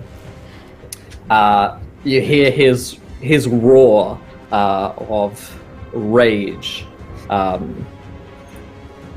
He's going to get a chance to do something. He doesn't come out he doesn't follow you out the window at this point. Oh, okay. But you do look over your shoulder, and you see as he's got the knife in the hand of the bracelet, and he touches his hand to the bracelet for a second, and then throws the dagger out of the window towards you. It's awful. No. That is a hit. Can I dodge? Yes, you can try to dodge this. I would love to try to dodge this. That's a successful dodge. Just as well. I'm very nimble. As the blade just sort of whistles over your neck, and you're outside in the storm and in the rain. You don't see anyone else out here. The immediate building before you is the building where they're keeping all the cars. Which Yes, sort of, I would guess, like the to run around stagecoach. to get into my car and drive away. I will pick Mr. Williamson after I'm not bleeding to death. Okay, so if I'm you sure want to in get the tent to I got forward and left. if you want to get to your car, you're going to be running out a whole lot of open space into the courtyard. If you want to get to the stagecoach, where there are other cars and maybe other people, that is a little closer and in more cover. So which route would you like to take? I was hoping that since he'd have to run through the house to get to the front of the house, that maybe I could beat him there. But more cover sounds good, because apparently he's just throwing things now, and it's very bad. Okay. So I'll go. Yes. Okay, you rush towards the house. So you look over your shoulder, and you can see that he is now coming out of the window. But he is far enough behind you to where you feel he hasn't got the dagger in his hands now. Flew off somewhere. You rush to the stagecoach and you open it up. It's not locked. Inside this dark, large space, which is more like a stable building really than it is anything else. It's just been converted to keep cars in. It's very, very dark in here, but you can make out the shapes of vehicles inside here. And as your eyes adjust, you can spot several cars. To hop in the vehicle and drive away. Okay, you see a vehicle which looks as though it's drivable. It's probably the first one that you see. Great! I hop in and like to drive away. Give me a drive auto roll, Elsie. Certainly. That is a success. That's just about as well. So you get the car going in your panic. And I'm very low in the car too. I'm staying low. And yeah, you start to, I guess, head out of the front door of this place in the car as fast as you can. Would a hard success give me more benefit in this scenario, Will, of driving away? I would say a hard success would be a better thing than a regular success. So that's all right. You know, I'll spend a few points of luck to make that a hard success then. Cause fuck that. Just, yeah, that's goodbye luck. I knew you well. So yeah. And real quick, Elsie, roll me a power check. Because we're hard success, this is just a regular roll and not a hard check. Alright, cool. Power check. Success. Looking good. That's actually a 40, right? Because the 0 should be a... Yeah. So you stay low, and you feel something incredibly odd begin to happen around you in the car. And you look down at the wheel and the vehicle itself, and you watch as it is beginning to sort of rust away before your very eyes at an incredible rate, as though 100 years is going by in the course of about 10 seconds. This thing is just, but it doesn't seem to be affecting you, and the car is still going. You head out of at this point you're out of the stagecoach, and you can see that it is indeed Archie, who has he's clasping onto the bracelet and seems to be speaking to himself, chanting almost, and that seems to be affecting the car. To get out of here, roll me a hard drive auto, Elsie. He's scot-free. I'm not gonna lie, it's really tempting to try to run him over. But let's see what happens. That's also an option if you want to try. Ooh, a hard drive auto check? A hard drive auto check. I'll spend some luck on Yeah, I don't want to die. Let's spend a few points. Let's spend the, let's see, like 16 points of luck. Sure, that sounds good to live. it. Yeah, that's what you need. That's all you really need. You drive out of the Virgil Estate with this rust bucket and leave behind you the house. A few moments later, you find yourself out on the open road. Where do you go? Well, I know there's an awful doctor somewhere nearby, so I'll drive to the doctor's house. Okay. You drive towards Dr. Ellis Stoat's house and pull up desperately as blood loss is kicking you. Adrenaline's taking you so far. In the worst case scenario, blood if he's not there, there's medical supplies and I can hopefully treat myself. So. Yeah, that's right. Luckily for you, though, at the time that you're pulling up in this car and skidding to a halt, you see that Dr. Ellis is walking up the road from his appointment with Reggie as about an hour has passed. And he's just walking up with his umbrella, and he's just sort of like finding the keys to his door at this point and sniffling. He looks towards you. Miss Clark? Yes, Mr. What are you Stoat. doing? I was wondering if I could procure your services for the afternoon. Good sir. What on earth has happened to you, woman? Come inside, quickly. Yes, of course. He like runs over towards the car, throwing the umbrella down, seeing the state that you're in, and he like tries to carry you out, but he's really small and stinky. Yeah. And he sort of like grabs you a little bit, and it's sort of the case where he doesn't really end up like fireman carrying you out. It's like you've got one foot on the ground, and you sort I'd of like hop to park together. the car behind some cover if possible, like if there's some bushes or a tree. Yep. I mean, you can probably park it away from the road, so that behind his house, maybe, so you wouldn't be seen from the road. Yes. Okay. He rushes you inside, and starts to immediately see to you. Oh, what on earth has happened? Where have you been cut? Show me the wounds. Oh, I've here. I'm feeling a bit faint. Oh. Good God! Yes. Let me come here. And he begins to set to work on you. We're gonna cut after that exciting little chase scene away from Miss Clark. We'll briefly head back to Hank, Reggie, and Virginia, and then we're going to come back to Professor Wilkes in a minute. Because a whole lot's been going on at that house right now. But I don't Hank, feel Reggie, 100% comfortable being in the house.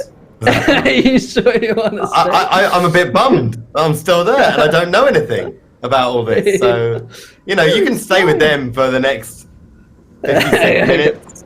That's fine. That's fine to me.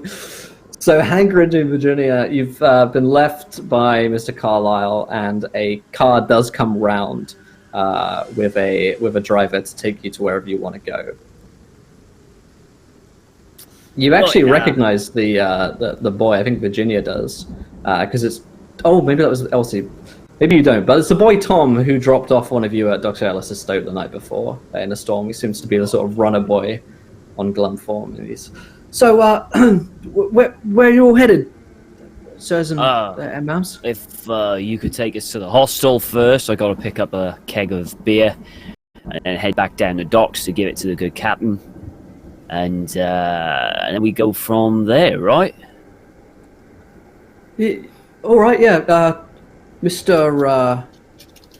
Carlyle said that he'd sent a bed and board for you at the hostel, so you can stay there as long as you want. Oh, while all this stuff gets sorted out. I heard about the fight at the pub and all. yeah. Well, it's like kind of nasty business, but all fun and games. Looks like you got pretty good. Mr. Yeah, I did. Yep. You should see the other guy. Mr. Patton finished with him. What did you say your name was again, fella? Thomas. Mr. Sir Patton, sir. How old are you? Oh, me? Well, I must be about 15, 16 or so. Are we driving at this point? Are we in the car? Yeah, you guys are driving. Yeah. Pretty glum. So, tell me about this place. There seems to be a lot of old traditions and things like that. Do you know much about these things? A little bit, I suppose, but my ma keeps me away from most of it. But I do the odd job for Mr. Virgil and for Mr. Carlyle, when something needs being done, or odd jobs around the place and whatnot, because that old magistrate's building is always falling apart, so they're doing lots of renovations. But as for the captain and his sailors, they're old folk. They remember the sort of olden days, as it were, on Glumthorne, back when everything was, better, and a lot of money coming through and all that, but not so much nowadays, And there's just one captain here. There's no other people? At least that I know of, that's a proper captain. I mean, there are plenty of sailors around and all, but I mean, it's just Captain Walscott, really, at least I know. I've seen a couple sailor types around the docks. I don't know who they are, though. But I think that's Mr. Virgil's business, so I better not ask. Yeah, there seems to be a lot about that don't ask, don't tell kind of thing around here. It's what you get when everyone knows everyone, isn't it? Small towns and all. Yeah, and that fella in there, Mr. Carlyle. Do you like him? Well, he's a bit intimidating, but pays very well, and he's always been good to me and Ma. So, I try my best to keep him happy. I mean, it kind of seemed like he had a stick shoved so far up his ass I could see it when he was talking, if you know what I mean. A man from... he is a fancy folk, if that's what you mean, so yeah. But, there are a couple of rich folk here on the island, but, I mean, it's good to have them round, really, because they bring in all sorts of business. Like yourselves. Do you like living on the island? Sure, yeah. No, I don't mind it. It's it's a bit miserable at times, I guess, but, everyone knows everyone, and everyone looks after each other, so... Yeah, it's what not do you bad. do for fun around here? Well, there's the pub. That's pretty much it, I have to say, really. That wasn't my kind of fun. No, yeah. No, I get that. That's trying to avoid that myself as well. Tom, Yeah. do you know much about the old ways they keep talking about? The old times that they keep harping Well, on I gather that, it's about some kind of old traditions, like maybe religious stuff, but it's all over my head, I've got to say. You haven't seen any of it or anything like that, have you? You just stay clear of it. Well, it's only for important folks, here on the I island. see. I see. They don't bother with the likes of me. Maybe one day, but what I gather from Mr. Carlyle, it's on a need to know sort of basis. Is there a church here? No. I can't say there is. Maybe there used to be one, but no, folks aren't particularly religious around here. Far away from the mainland and all. Ain't no God out here. I heard there were monsters out here. Oh yes, there is, man. Plenty of monsters in the deep, I'm afraid. Yeah. I haven't seen none, but sharks and like. I don't know. No, I'm a good lad. I try and stay away from all that, but And you Yeah. you haven't ever seen the lights down at the docks? he looks nervous. Well, I thought I saw something once, but I told Mr. Carlyle about it, and he said it was best to not worry about it. So, Yeah, Try don't not go to. looking. Probably a good idea, mate. Probably a good idea. And do you get many out-of-towners coming to visit? no, sir. No, you're the first I've met in a long time, actually. I mean, there's some comings and goings at the Virgil Estate, but not often up there myself.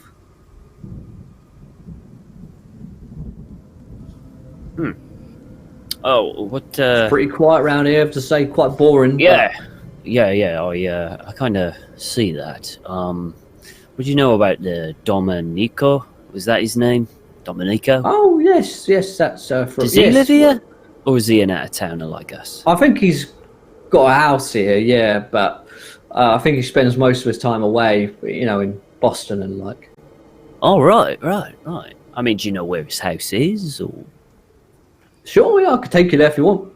No, it's fine. It's just, we chatted to each other and, you never know when you could do with a favour here and there, but it's just good to know where he lives, just if we want to call in on him.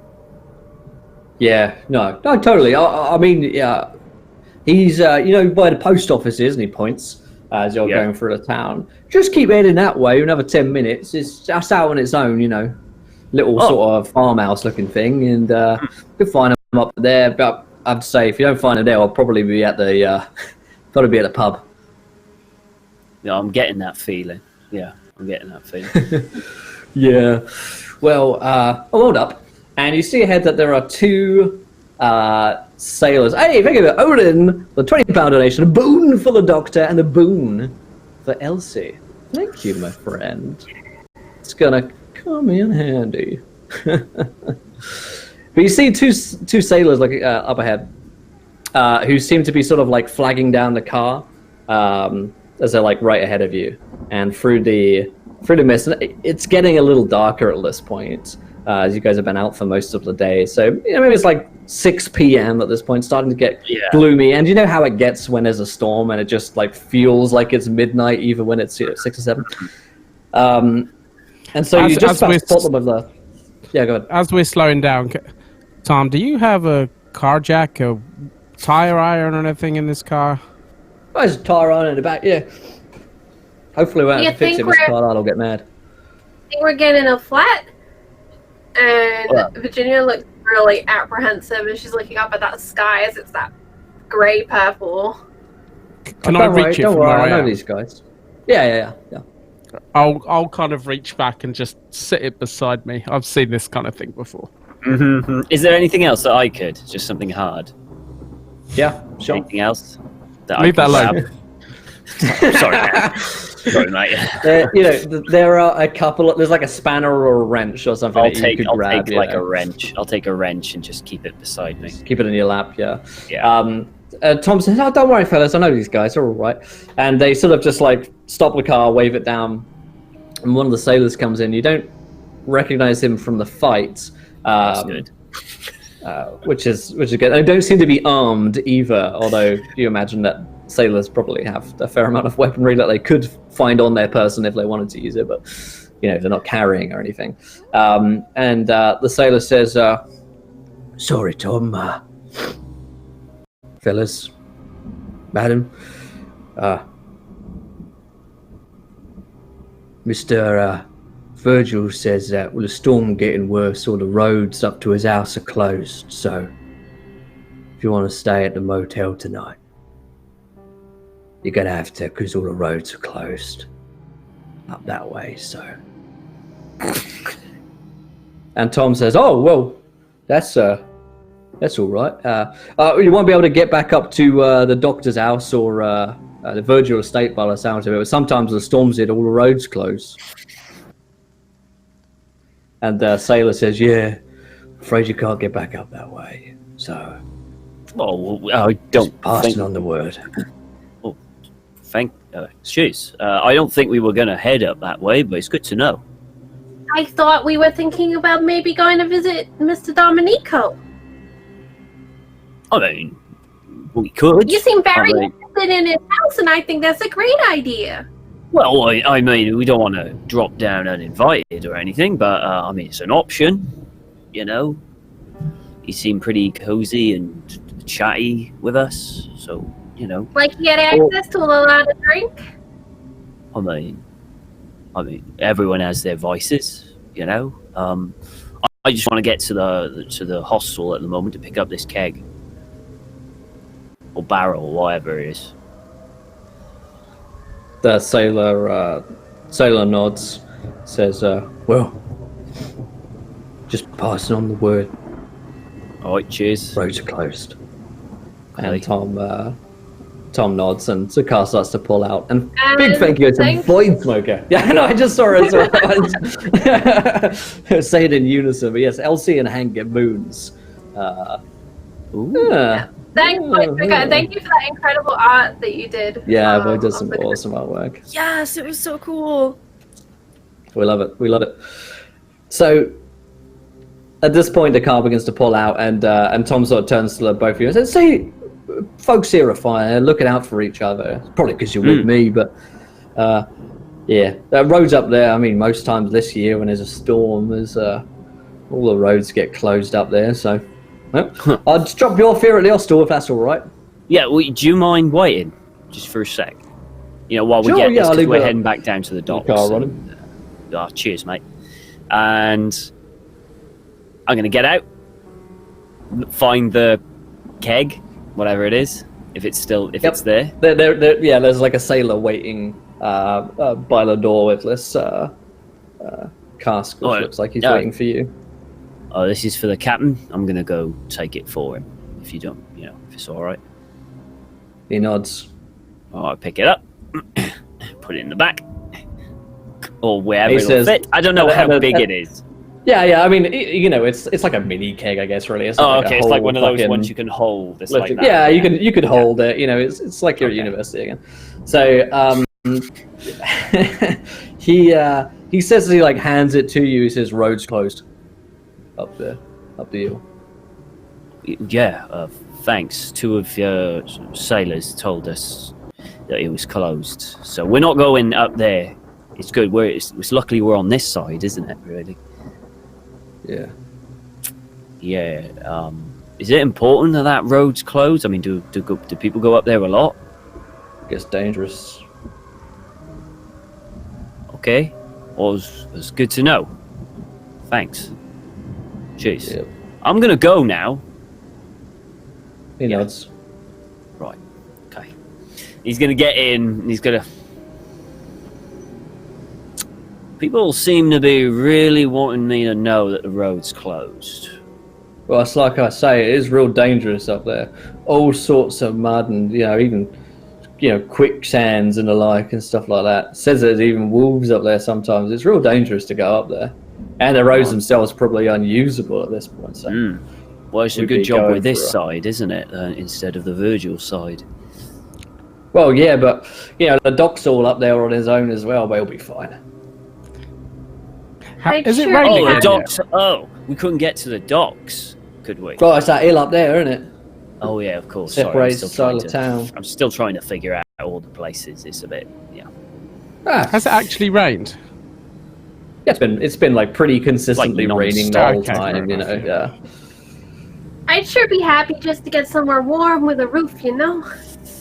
Yeah. Sorry. So we'll just drop this off, and then we'll get somewhere nice and warm and a nice roof.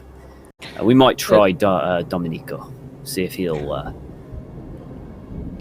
Now, tell me, Tom, is everyone around here a sailor? 'Cause it Well, seems like most working folk are, yeah. It's pretty much the only trade going around here.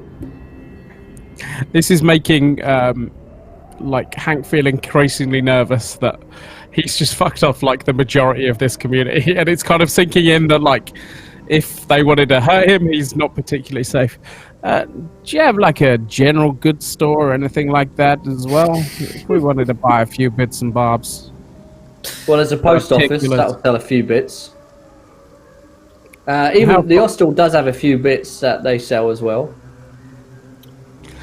How about we drop in at the post office before this weather gets too bad? Then we'll head straight to the bar.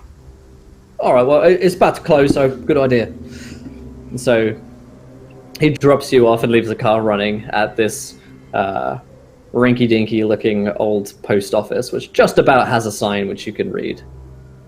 So, Hank, what are you trying to find at a post office? Stamps? Do you collect stamps?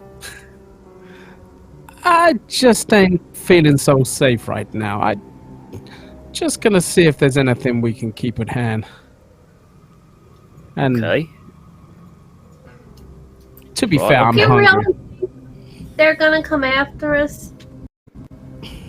I mean- I don't think so. I think they would have come after us by now if they were. I mean, I just got a bad feeling.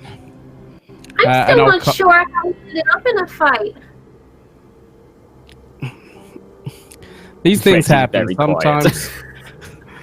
Sometimes egos rub against egos, and they need to sort each other. There's a clash of minds and a clash of knuckles, and that's how sometimes men get themselves sorted out. And he'll pat you on the shoulder, like That was fucking explaining beautiful, this to you. Hank.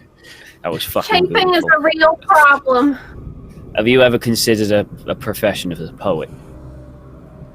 No, I do my speaking on the field, and let's say that sometimes a second baseman needs to have a chat using his knuckles a few times as well.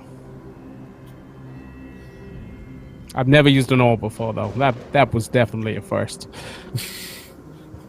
May I suggest you use it again, because you were damn good with your... Let's try and get you safe next time. And he'll kind of open the door for Miss Turner. Now tell me, Miss Turner, you look like the kind of girl that's never ever had a Twinkie before. I'm sorry.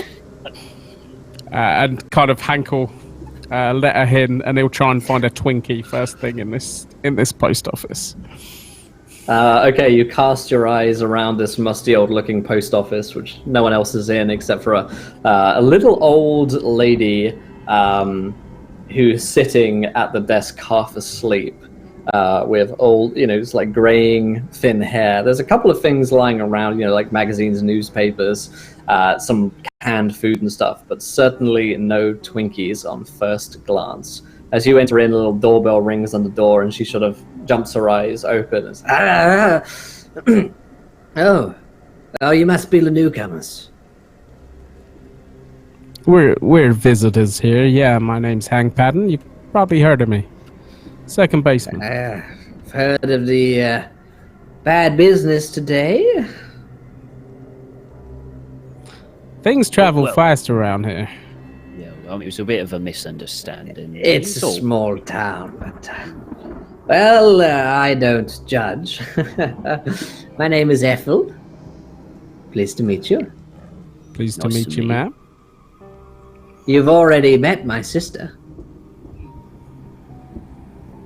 Who would that be? Agatha, up at the Virgil house. We're very close. Oh, right. She was real helpful. Hank will Good. give her a wink. Well, it seems like you got the looks of the family. What can I say? She's a real bitch. But we're very close. I don't suppose you've got any of those cream stuffed cakes. You've not got any Twinkies, have you? I don't. But there are some canned foods if you're hungry. Or if there's something you need, you can order it, and next Wednesday it'll come by. What's the nicest thing you got in a can? There's plenty of canned fish that make for a good meal. Sure. I'll take 2. All right. You wouldn't happen to have the kid out there wanted to see me in action. You've not got a baseball bat or a toy bat or anything like that around here? No, but there are plenty of sticks around? Pieces of woods? A baseball bat's more than a piece of wood. I'm don't personally sell quite toys insulted by here. that. I don't think this is time to be showing off. There's a storm coming in. You have Yes, some strange indeed. priorities sometimes, Mr. Patton. And you should know that road up to the hill is closed. No kidding. You're the first person who's told us that. Why was it Thank closed you again? for telling us. Well, the storms and the rains, too dangerous for anyone to travel on. Yeah, there's wolves out there. Yes, And go. sometimes I hear them. More than just wolves, dear boy. What do you mean? Just that in the water that there are sharks and all manners of creatures out there. Do well to avoid them.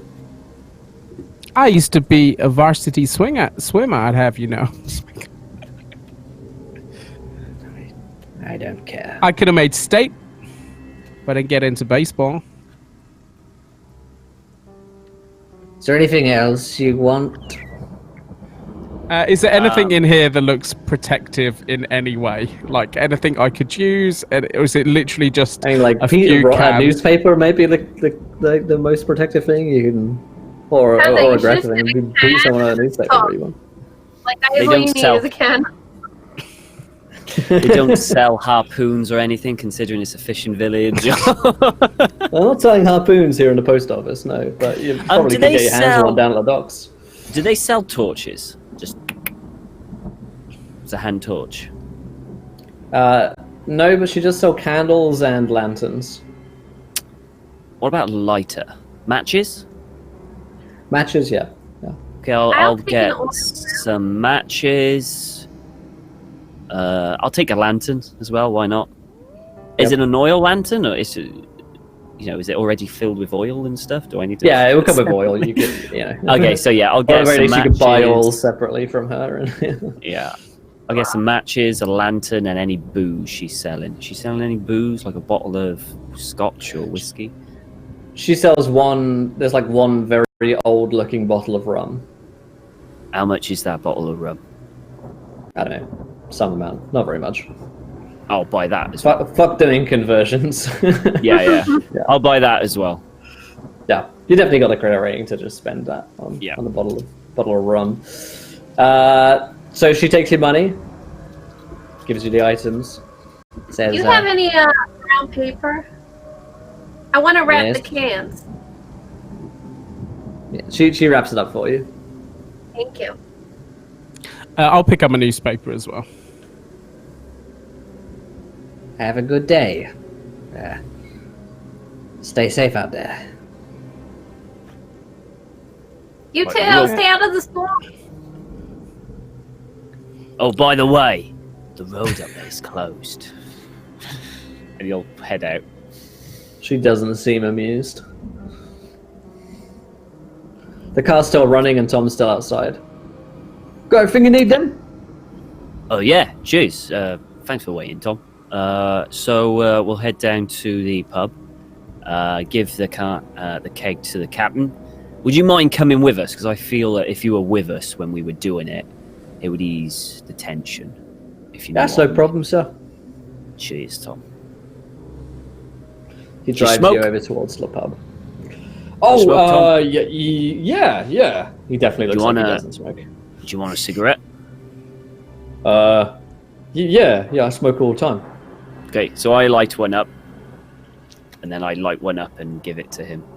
Yeah, he's got it like on the wrong end and stuff, and he clearly has to, fiddle and finagle with it, and sort of starts coughing and. The smoke keeps out the germs. Oh, yeah. This is a good one. It tastes just like ash. It's nice. You get used to it. You get used to it, Tom. Don't worry. So he drops you off at the pub, which it looks like from the outside, looking in, they've cleared up a little bit from the brawl. Tables have been reset. There are some new glasses on tables, and there are a few glum sailors drinking there. And just from here, you can also spot Captain Walscott, who's sitting at his table, in his chair, looking Right. quite pleased with himself.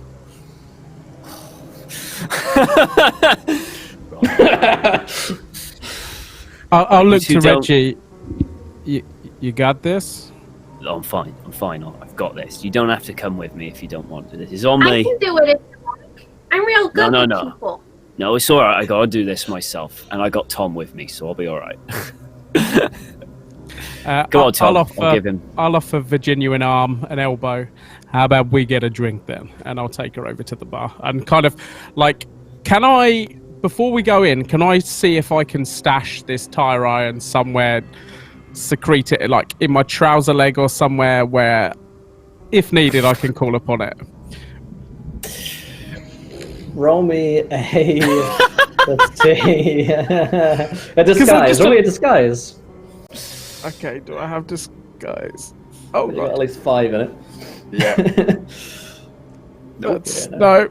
Yeah, Is no, this you failed sticking to out? stash a tire iron in your pocket. I imagine he kind of Fiddle around sizes with it up it. for a little while.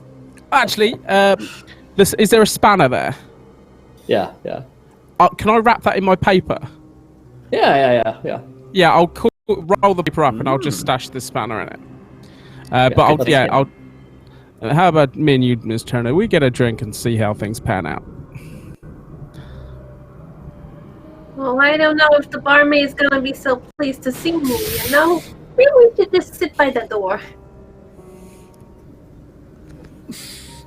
Okay. I'll get the drinks and I'll set it down and I'll wander over. Yeah. You guys head in, and immediately all eyes are on you. You see Jessie, the bar owner, gives you a sort of a grim look on her face, and the captain is just like smiling with his eyes. You know, he looks like he's having a great time. There's still got the wound, which is like, you know, bruised up quite nicely on him at this point in his big gristly beard, and the room goes silent as you walk in. Right, let's do this. So I head on over to the captain with the keg. All right. Good evening, Captain. I hope I'm not disturbing you. Well, you see, I found my seat now. And I'm a lot more comfortable now I found my seat. Now I know that's your seat. I won't forget it. So, about last night, it was a bit of a misunderstanding, a friendly punch-up, you know how things are, you know, in pubs and stuff. So, I thought we could let bygones be bygones, and I thought I'd give you this handy keg, you know, to show there's no hard feelings, and I know exactly where you sit now, so same mistake won't be made. And he puts the keg on the table. Yeah. He looks at the keg, looks around the room. Bygones be bygones, huh? You saying I should just forget all of this, huh? And those other sailors, there's a little sort of murmur around the room. Well, you don't have to forget it. Saying I should forgive you, huh? Well, that's Another down to murmur. you. Well, that's down to you, isn't it? He stands up, spits on his hand, Yeah, right then. and moves in to shake your hand.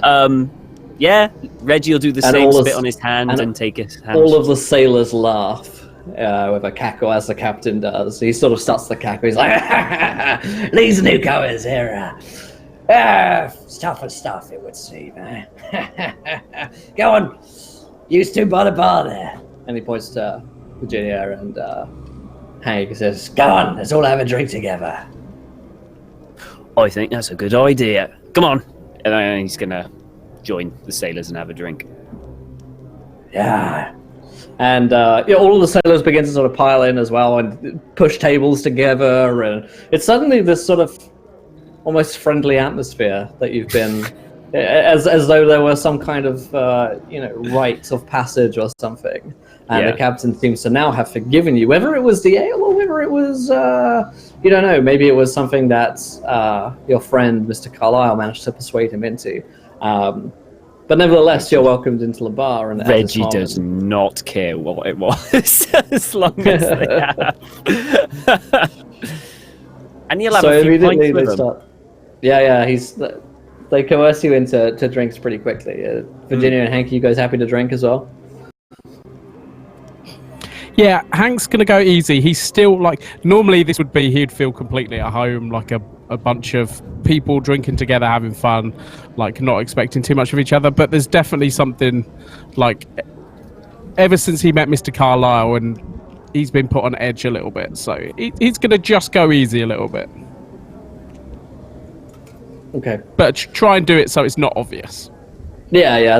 The captain and the sailors are sort of uproariously getting quite drunk together with the new cask, and they seem very keen on you guys drinking with them as well. There's a lot of, keep up, come on, he can't handle his grog, and they start telling stories, and they start telling stories of their, boats that they've been on, the expeditions that they've been on, and the like, and they do tell some quite interesting tales, which sound a bit more like pirate tales than they really do of any sailor tales. But there's also tales there of like seeing the biggest fish, and when Captain Walscott caught the biggest fish ever, and all the sailors believe him, even if it seems a little bit dubious to you. Reggie, possibly for the first time that anyone has seen him on, is genuinely enjoying himself. This is kind of like he feels at home with all these stories, with the drinking, with the laughing, with the mucking about. He genuinely is happy in this particular moment, and he listens to each and every story, and he just takes it all in. Okay, I'd like everybody to roll me a con check just to see how drunk you're getting. I'm probably going to get smashed. Oh, I'm holding my own. That's a success. Hank, I'm just taking it slow. Yeah. And Miss Turner, is that a success? I'll spend 3 points of luck to make that a success.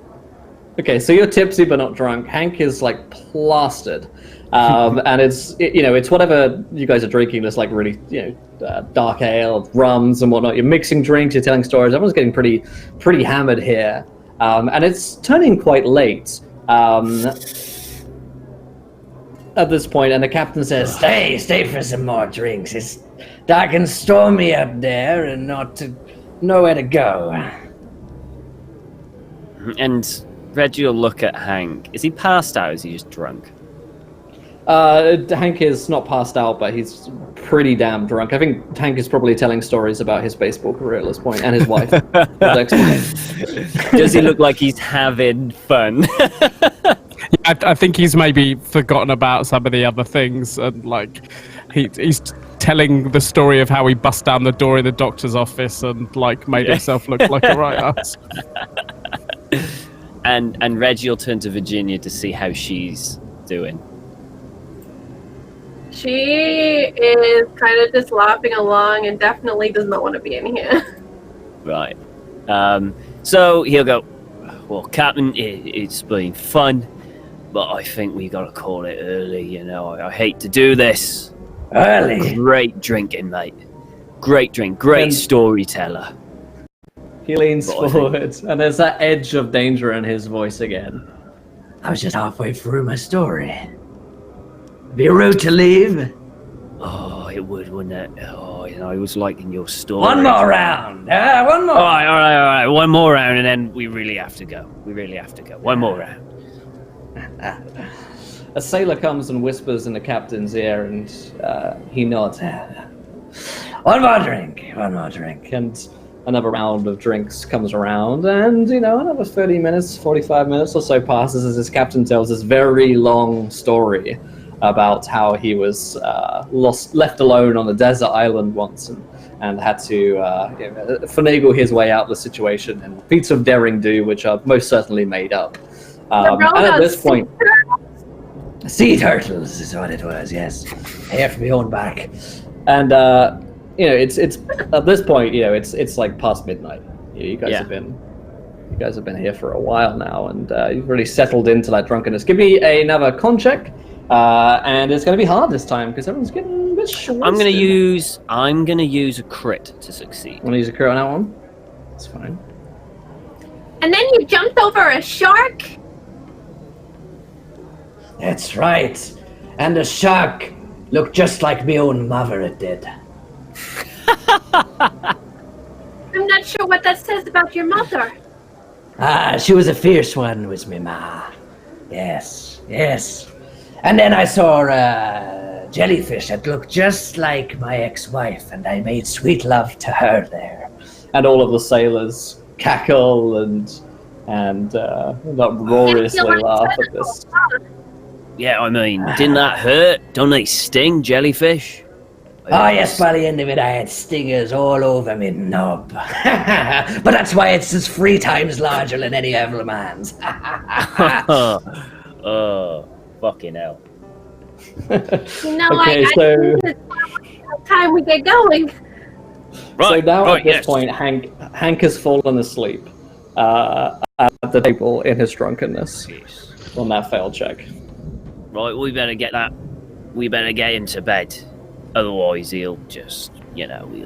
Go up the road to the hostel if you must, or stay here and sleep on the floor. It's plenty warm. Oh, I think we better get to the hostel, Thanks for the drink, thanks for the night, Captain. It's been great. I'm sure we'll have one more drink before we all go. I And- like that a lot. And you can keep the pearls. Yes, well, the bounty of the seas is ours, Missy. It's been a pleasure meeting you.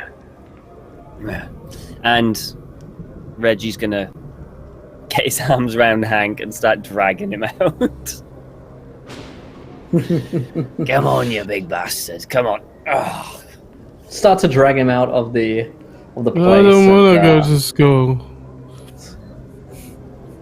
Tom is also passed out drunk at this point, it should be said, because he's 15 He'll and be he's been fine. drinking all night. But he He'll be seems like he's in good company with the sailors and Yeah. they can look after him. You stumble off down the road. Are you headed towards where you think the hostel is, or where you think Domenico's house might be? No, the hostel. 100% the hostel. We don't know where Okay. Domenico's house is, really. Just a vague idea. And he said 10-minute drive, I think. So, Yeah. we're going to the hostel. It's definitely closer. Okay. So you Oh, I exit haven't back to the hostel, and there is one little light on. Go ahead. Virginia points to the car that Tom's obviously left outside. Don't you want to take the car? I mean, how drunk are you? Because I'm, like, almost there. I'm If you know- fine.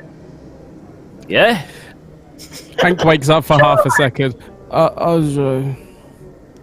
Well, if you think I you can don't- get us... I Well, don't do you think have you the should keys? drive. I can drive. Well, do you Hang have- on. do you have- She'll jump back in and she's going to go Oh, straight for okay. Tom's pocket to get the keys.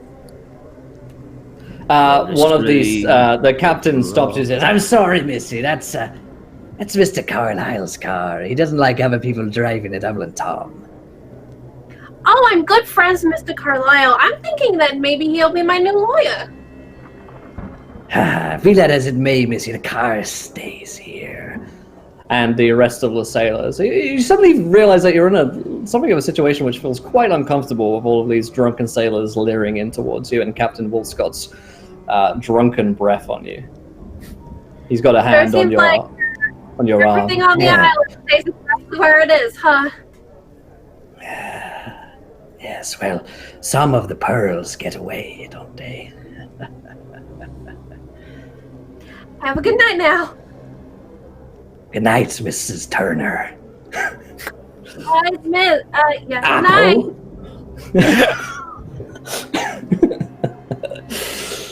All right, and you.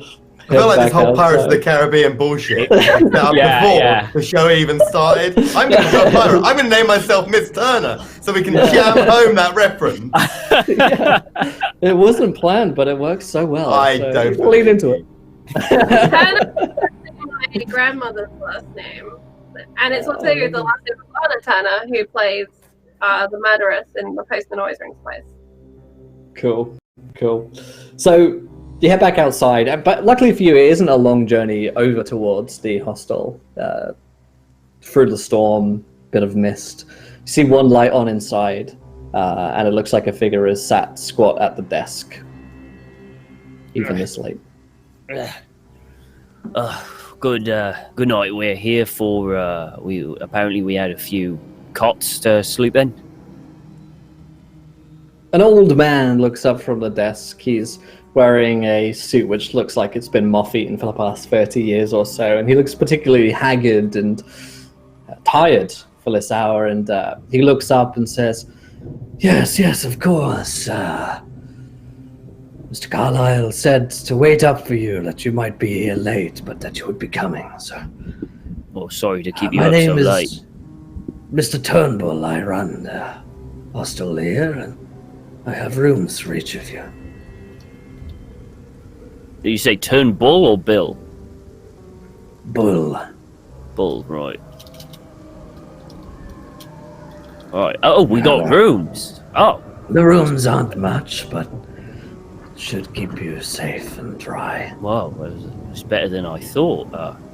Thank you. Well, for each of... Well, I'm going to just put this little lad right here, taps him on the shoulder, to bed, and then I'll go to my... just down here. That's right. And he gives you, a key to each of the little rooms. Okay.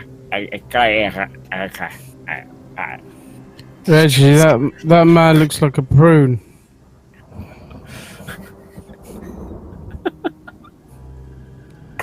And I quickly drag him down before he says something else and gets us kicked out on the street. And I put him to bed on his side. Just dump him onto the bed. Yeah, you each have separate rooms, so you can just leave Hank in Yeah, I dump him on the bed. I leave a key on the night thing next to him. Shut the door, and then head over to my room. Good night, Virginia. I hope you had a good night. Good night, Mr. Hobbs. Night. I hope we get home tomorrow. Yeah, me too. I think I've had enough of this island. Well, sweet dreams. I close the door, lock it, and go to bed. Virginia, the last thing you see before you close your eyes is that you could swear out of the window you could see some lights, but rather than coming from the docks, it seems like they're coming up from the hill. Some strange iridescent lights for just a few moments. Figment of your imagination, no doubt. Sits like bolt upright in bed, and she'll look for curtains, drapes, anything to cover this window. Yeah. You notice strangely that the blinds here are full-on blackout blinds and curtains. Pretty heavy. And then she'll wrap her blanket around her and kind of tiptoe across the hall with haste to Mr. Hobbs' room and like knock on the door. Who is it? It's me. Oh, hang on. One sec.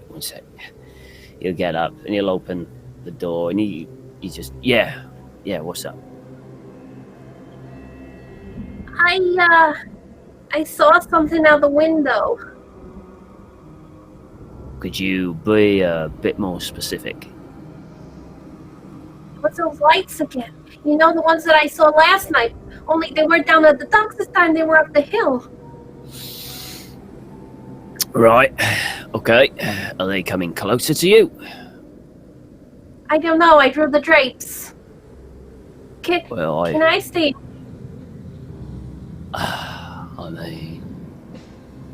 I mean, is there anything else for her to sleep on? There's one bed. I mean, you can if you want. I mean, it's not. I've only got one bed.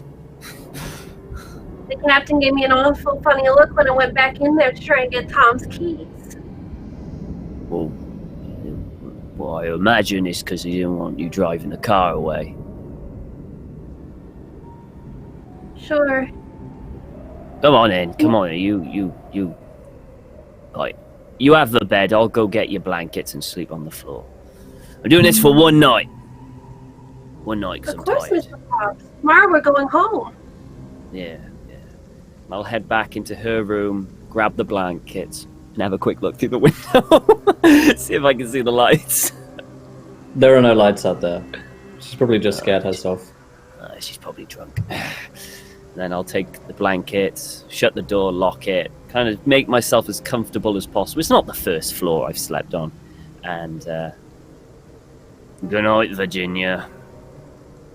Mr. Hobbs, Yeah. I bet his mother really does look like a shark, you know. Yeah, I wouldn't put it past him. By the way, stop calling me Mr. Hobbs. Call me Reggie. Don't you think that's rather personal? We're sleeping in the same room. How much more personal can you get? You're right. Good night, Mr. Hobbs. And she, like, pulls up the blankets. All right, good night. Okay. Now, as the scene fades away from where the three of you are sleeping away in the night, we'll ever so briefly touch in with Elsie. Elsie, you've been seen to by Doctor Stoat. You've been healed by 1 hit point, and each day you will heal an extra wound. And it's drawn late as Dr. Stoat has been seeing to you, and he does at one point ask, "So, might I ask how you sustained these wounds, Miss Clark?" I tripped and fell. Oh, come now, I'm a medical man. I can see that someone has assaulted you quite clearly in the state that you drove here in as well. Down the stairs. I see.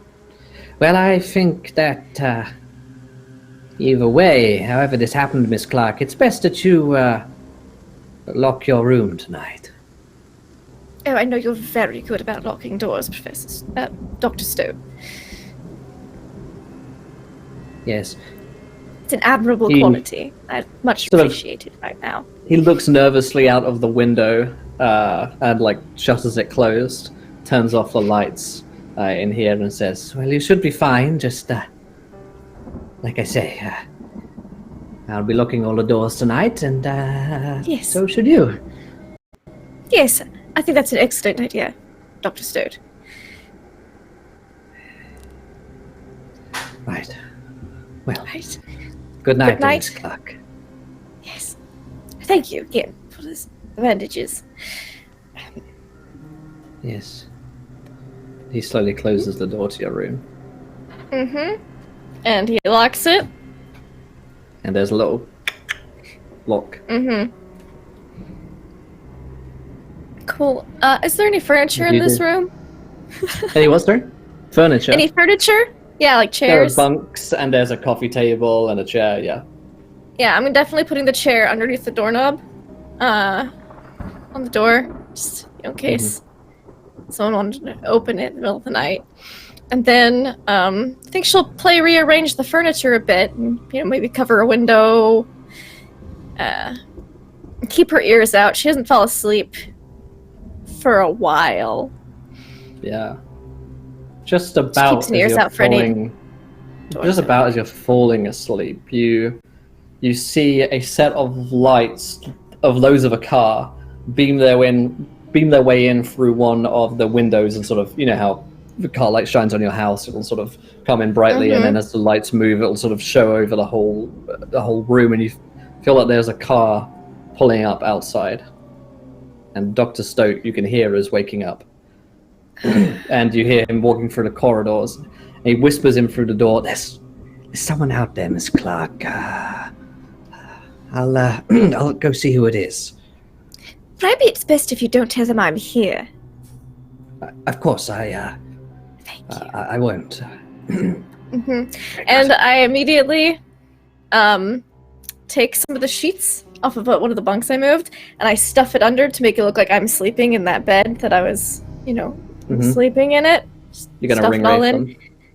I'm gonna ring wraith them. Yeah, and I'm definitely picking the lock on the door to my room, and I'm going to go to Dr. Stoat's room. Okay. I won't make you roll for the lockpick because you've got plenty of time to do it as the card rolls up. And you hear lock it Dr. behind me? Stoat. Yeah, you hear Dr. Stoat open the door, and you hear him say, "Gentlemen, it's an ungodly hour. What business do you have? Is there a medical emergency?" And you hear a low, sullen voice say, "You tell us, Dr. Stoat. Are you here alone?" He says, yes, no, of course I'm here on my own, gentlemen. There's no one else here but me, you know that. Just Dr. Stoat alone here. I was just performing a bit of research, in fact.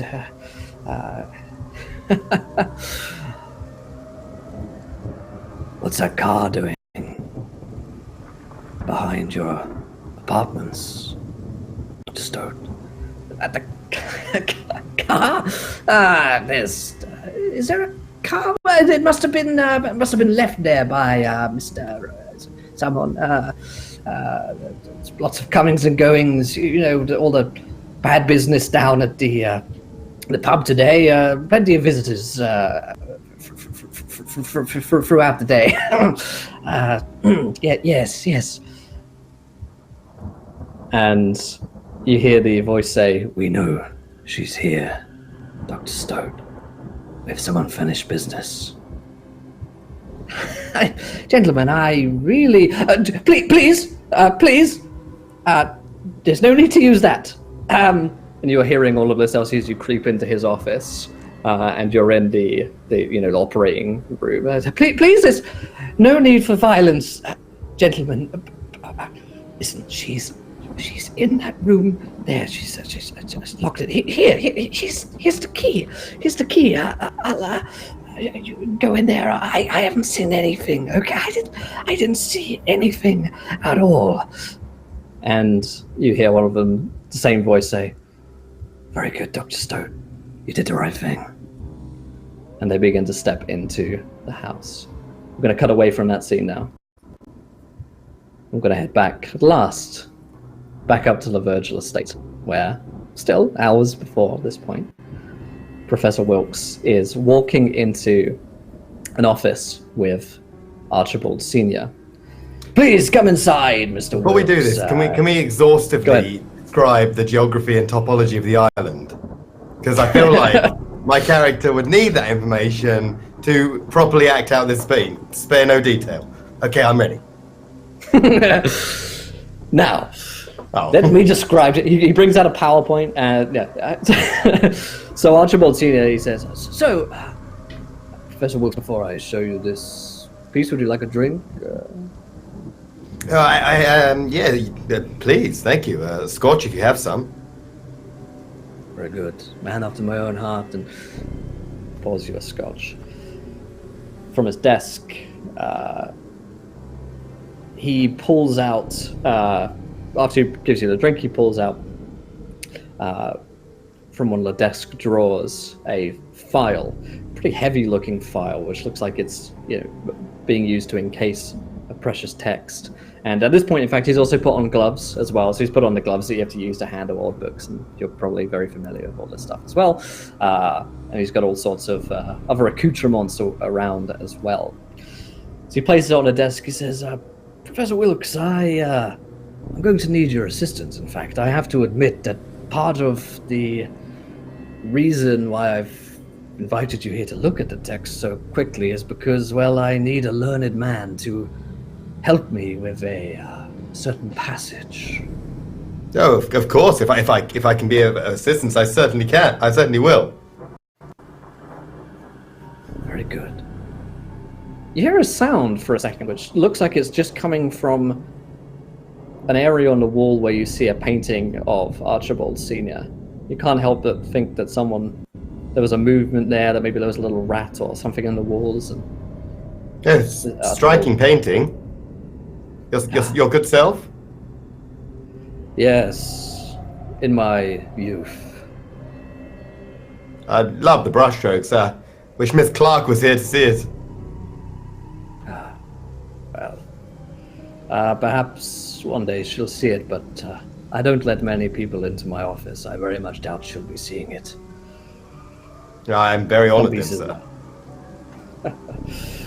Now, this passage, which I'm going to show you, there's a part of it which is in some ancient language that I cannot speak, or even fathom, in fact. Had a few people look at it, and they too haven't been able to decipher the language or meaning of it. Now, it's in the front page of this book, as though the author had left a foreword or a note to the reader. Hoping you can help decipher it for us. I'll certainly try, sir.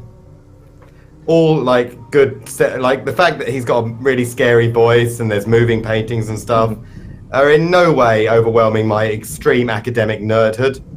Right. As I expected. And he nods. Good. Then here, and he sort of turns the document and unseals, and you see this. It's in all honesty, it's a little underwhelming. It looks like a very old diary, type book. About yay big. The edges of it look kind of crinkled, like the pages are really old and musty. And it's bound in a sort of old red leather.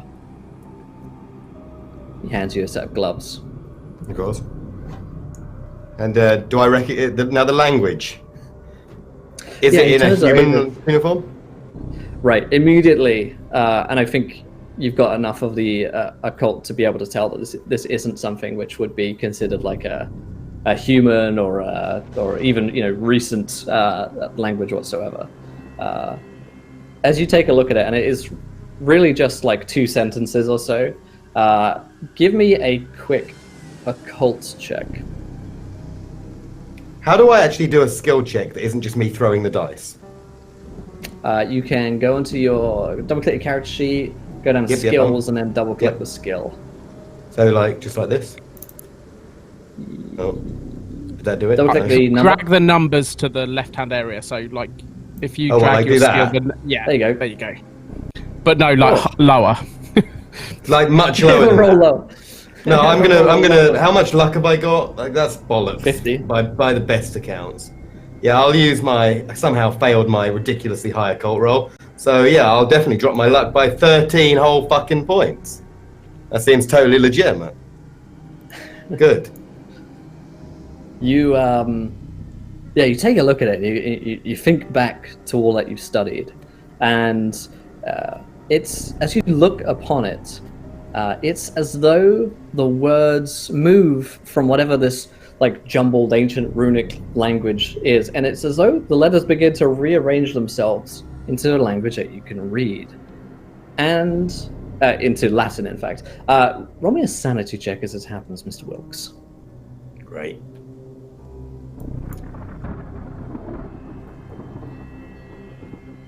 Did that happen? I think that might just be your current score. I don't know. Oh, what am I supposed to do? Just a D100 on that one? Just give it a D100 Yeah. and roll under 84. Okay, yep. Yeah, that's good. So you take a look at it, and immediately this sort of scent shifts in you. Your skin runs cold, and the letters almost reveal themselves to you, and it reads. In fact, I'll just send it to you, and you can read it to Mr. Archibald Senior, okay. as he's looking at it. And no, I don't want to read it. What's it say, Professor? Can you see? Okay. It's funny. My eyes. Obviously, I didn't sleep well last night. Maybe. Anyway, the stars will reveal the path to the citrine court and shine the way home to Carcossa. That seems awfully familiar. Have I heard the name Carcossa before? Carcossa. Yes, that's what it says.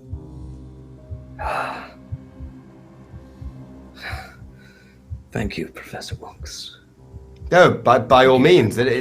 Yes. I understand. Well... In the back of my mind, like, panic bells are setting off really badly because Carcossa is a little bit bad academically to start reading about. How about, and you hear the lock close shut in the door. Everybody keeps How locking to us stay a in. while and translate a little further, Professor Wilkes, while I have you here. And I heard the click, yeah? Oh, yeah. Oh, by all means, if you require my skills, I'll certainly try and help. Yes, good. Let's start with chapter 1. And that, I think, is where we're going to end tonight's episode of Tentacle Tuesday. I don't want to play anymore. I don't want to play anymore. This is like honestly, doing this roleplay session is like being a doctor whose child has suddenly got sick. Like it's stressful for everyone involved today. I think, particularly the most stressful episode we've had yet, with that amazing little chase scene there with Elsie and all of the tension ratcheting up across all fronts, and everyone's trapped and. Oh boy, but there is one last task for us to do. Oh, eldritch gods of Twitch chat, is that we must curse one of these players with a curse of sanity. It has to be done. And so we're going to put out a poll here in a few seconds, and whoever you decide to curse will lose an additional d6 of sanity today. So let's open up the polling and see how that goes. But boy, a lot of fun today. Charlie, I'll hand over to you for all of the outros and good stuff. Yeah, wow, what a session. That was the thing that happened. I am never going to look at palette knives the same way, since I've now been wielded in my presence by an eldritch abomination in the making. Right. And here Virginia thought that, Archibald Jr. was going to be a good friend. I'm very sad when she finds out the truth. But until then, let's go around, say hi to our custom crew, and find out where we can find them on the internet. Let's go around the way that we did when we began, and begin with Tom, Redundant UK. How are you doing? I'm fine. Starting that fight in the pub doesn't look so bad now, does it? Right. I honestly thought that we were going to get the short end of the stick because, starting the fight, and I thought, oh God, here we go. I'm going to give him the keg, and he's going to, he's going to humiliate me completely.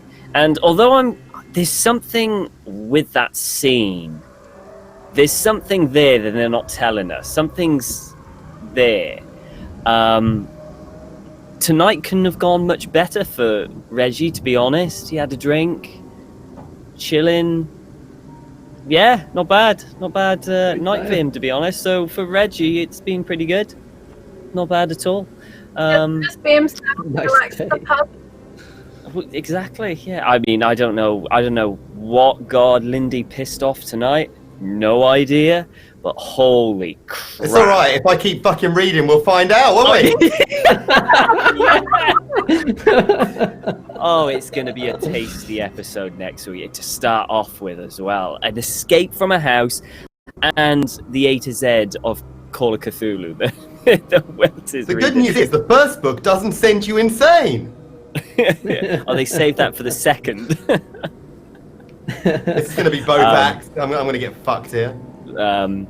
But yeah, it was good. It was good. Really enjoyed myself, as always. I'm Redundant UK. You can check me out on Twitch and Twitter, Redundant UK. I'm on After the Fire on Thursdays at 8 p.m. GMT or BST or whatever you want to call it, 3 p.m. Eastern, where we're doing Game of Thrones. It's going to be a big battle scene this Thursday, so you don't want to miss that out. But that's me. I can't wait for next week. And that's on RPG Webby's channel, in case anyone is wondering which channel you can find that game on. I should have said the channel, but I didn't. Yes. Panda, how are you doing down there beneath those tentacles? Oh, good. I I got let out of prison. I argued with a rich man, and I got drunk and fell asleep. And I flirted with an old lady and tried to buy a Twinkie. They're not things I really expected in a Call of Cthulhu campaign, but I mean, I'm quite happy. I've not really lost any sanity left. I'm doing okay. I'm quite happy. Yeah. I don't really do much. I've made a podcast with one of my friends, IRL friend, and he likes mixing music and doing all stuff like that. So that's coming out real soon. So hopefully I'll be able to update you next time. It's just a bunch of blokes having a bit of fun. Nothing so behind it. And yeah, exactly. What's wrong with just a couple of blokes getting together, having fun, right, Gareth? You're not my friend, Will. Looks like Elsie won, by the way. Congratulations. Just 'cause you did it. And by win, I mean you lose a d6. Why don't Elsie we certainly came first. move for us to Elsie, who left level and B in the middle there? Let's see how much sanity I lose first. Oh, only one! That's good. Hey. It's the first There we good go. roll of the day. Ironically, that's how many working organs you have left. Yeah, that was rough. I could say that Elsie's been better. She's had a rough day. She's gonna have to ask her rival for help, and it's just basically that's the lowest I think she's ever been. It's bad, but I'd like to thank Lord of the Rings for the setup of stuff in the bed, of the sheets and stuff. So when ring wraiths come to kill you in the middle of the night, you're in another room. But yeah, you can find me online, anxiously waiting for next week's Tentacle Tuesday, and you can find me on my channel every Monday and Tuesday evenings for Mondays in Exandria, and Spooky Mists of Ravenloft tonight in about 4 hours, so check that out. It's going to be fun. Tomorrow night you can find me on Tales from the Grim in a Ravenloft Dragonlance inspired campaign, and on Thursday afternoon you can find me back here where I'm a bloodthirsty Dampier, and it's great, and I love it. So, see you later. And Lindy and I will also be back on the channel on Sunday of this week as we premiere roleplay up. So if you have any questions for us about TTRPG, streaming, Wix, Insanity, I don't know, any questions, tweet them at us via the Encounter Roleplay Twitter or on the Encounter Roleplay Discord. Just at me, friends, and we will see what we can do about answering those. And last but not least, the wonderful Adam, Call of Cthulhu, Sebastian Wilkes. How are you doing, sir? I don't feel good about most of what's happened today. I felt like we'd made the smart choice by driving away from the violent brawl, and we got, in order, nearly stabbed to death. And I know this book, so I'm not happy about it. Like, I feel bad about I don't want to translate this fucking book. I don't want to read it. I just want to put it in a bag and take it far away. It really sucks when you get what you... Yeah, you see. No, this is great fun, though. This is, I can't wait to see what happens next week. I'm assuming, sadly, that the Eldritch Light that Virginia sees is me. From a timing perspective. Dear. Yeah, this is great. I had a super good time. Hopefully I won't doom us all next week by, opening the path to Carcossa. Get us to Carcossa. Get us the fuck off this island. Do it. Yeah, Do it I have now. to say, Carcossa here, they both really suck. Like, there's no real win condition for us in that situation. Yeah, we got the... Oh, fuck, it's shoggoths everywhere. Well, I'll take shoggoths over stabbings right now. Us everywhere. Where can we find you on the internet? Yeah, you can find me on Twitch at Call of Cthulhu. I stream horror games 2 o'clock BST, 9 a.m. Eastern, and Fall of Cthulhu on Twitter, should that float your boat. Awesome, and of course we have the wonderful Amelia rejoining us next week, getting back in with her character who has been missing in action. So I'm very curious to see where our lovely French friend has gone. And the Yeah, that's person going to be who a knows funny that- conversation, isn't it? of What course, did you guys do last week? Well, those two got stabbed, and that wasn't the worst thing. And well, not the worst thing, Jones. I don't know about that. That's definitely Gareth. Yeah, no. That was that was a lot of fun. I'm very much enjoying doing my notes on Tuesday night and tormenting players with things that might coming up, and then getting to play them out. It was really fun to give to have each of the players and their characters each have like their own little scenes at this point. Everyone's got their own little dramas, and it was cool to have you guys super isolated as well. I was hoping that I could get one or two of you alone. And luckily enough for me, the island has a way of splitting people up, and Reggie kind of sorted that one for me, which is very helpful. Thank you, Reggie. Yeah, it's going to be really fun from here. It's the more eldritch and insane it gets. Now we know a little. We have a couple of answers, but yeah, we've still got a long way to go. So I'm looking forward to you guys finding more of the mystery and the horrors along the way. So myself, you can find me tonight over on twitch.tv/Kobold Press. I'm the Twitch director over there. If you want to come over and enjoy some of the shows that we do there, it's all stuff in the fantastic world of Midgard. And we're on tonight at 8 p.m. Eastern for The World's Tree Burns, which is a series we used to do over here in Encounter Roleplay. It's moved home over to Kobold Press, so if you enjoyed that show and want to come catch us live, 8 p.m. is when you'll find us, about 3 hours time for that. But yeah, other than that, great fun. Can't wait to be back next week. Cannot wait to have Amelia back of us and find out what happened there. 2 weeks with no one finding you on Glumthorn Isle isn't necessarily the place you want to be. I'll leave it at that. No, but the place you all do want to be is back here tomorrow for Wednesday, which is our Zweihander campaign, The Broken Crown, with Susanna Grace DMing. We begin at 4 p.m. Eastern, which is about 9 p.m. BST. And I have a feeling that plots are going to be catching up with us. And the Grim and Perilous will be coming for the small ships that have been beginning to sail. Come and check it out. It's a great system. We're having a lot of fun. And until then, try not to roll too many nat ones, unless someone stabs you with a palette knife. Take care, everyone. Good night. We'll see you tomorrow.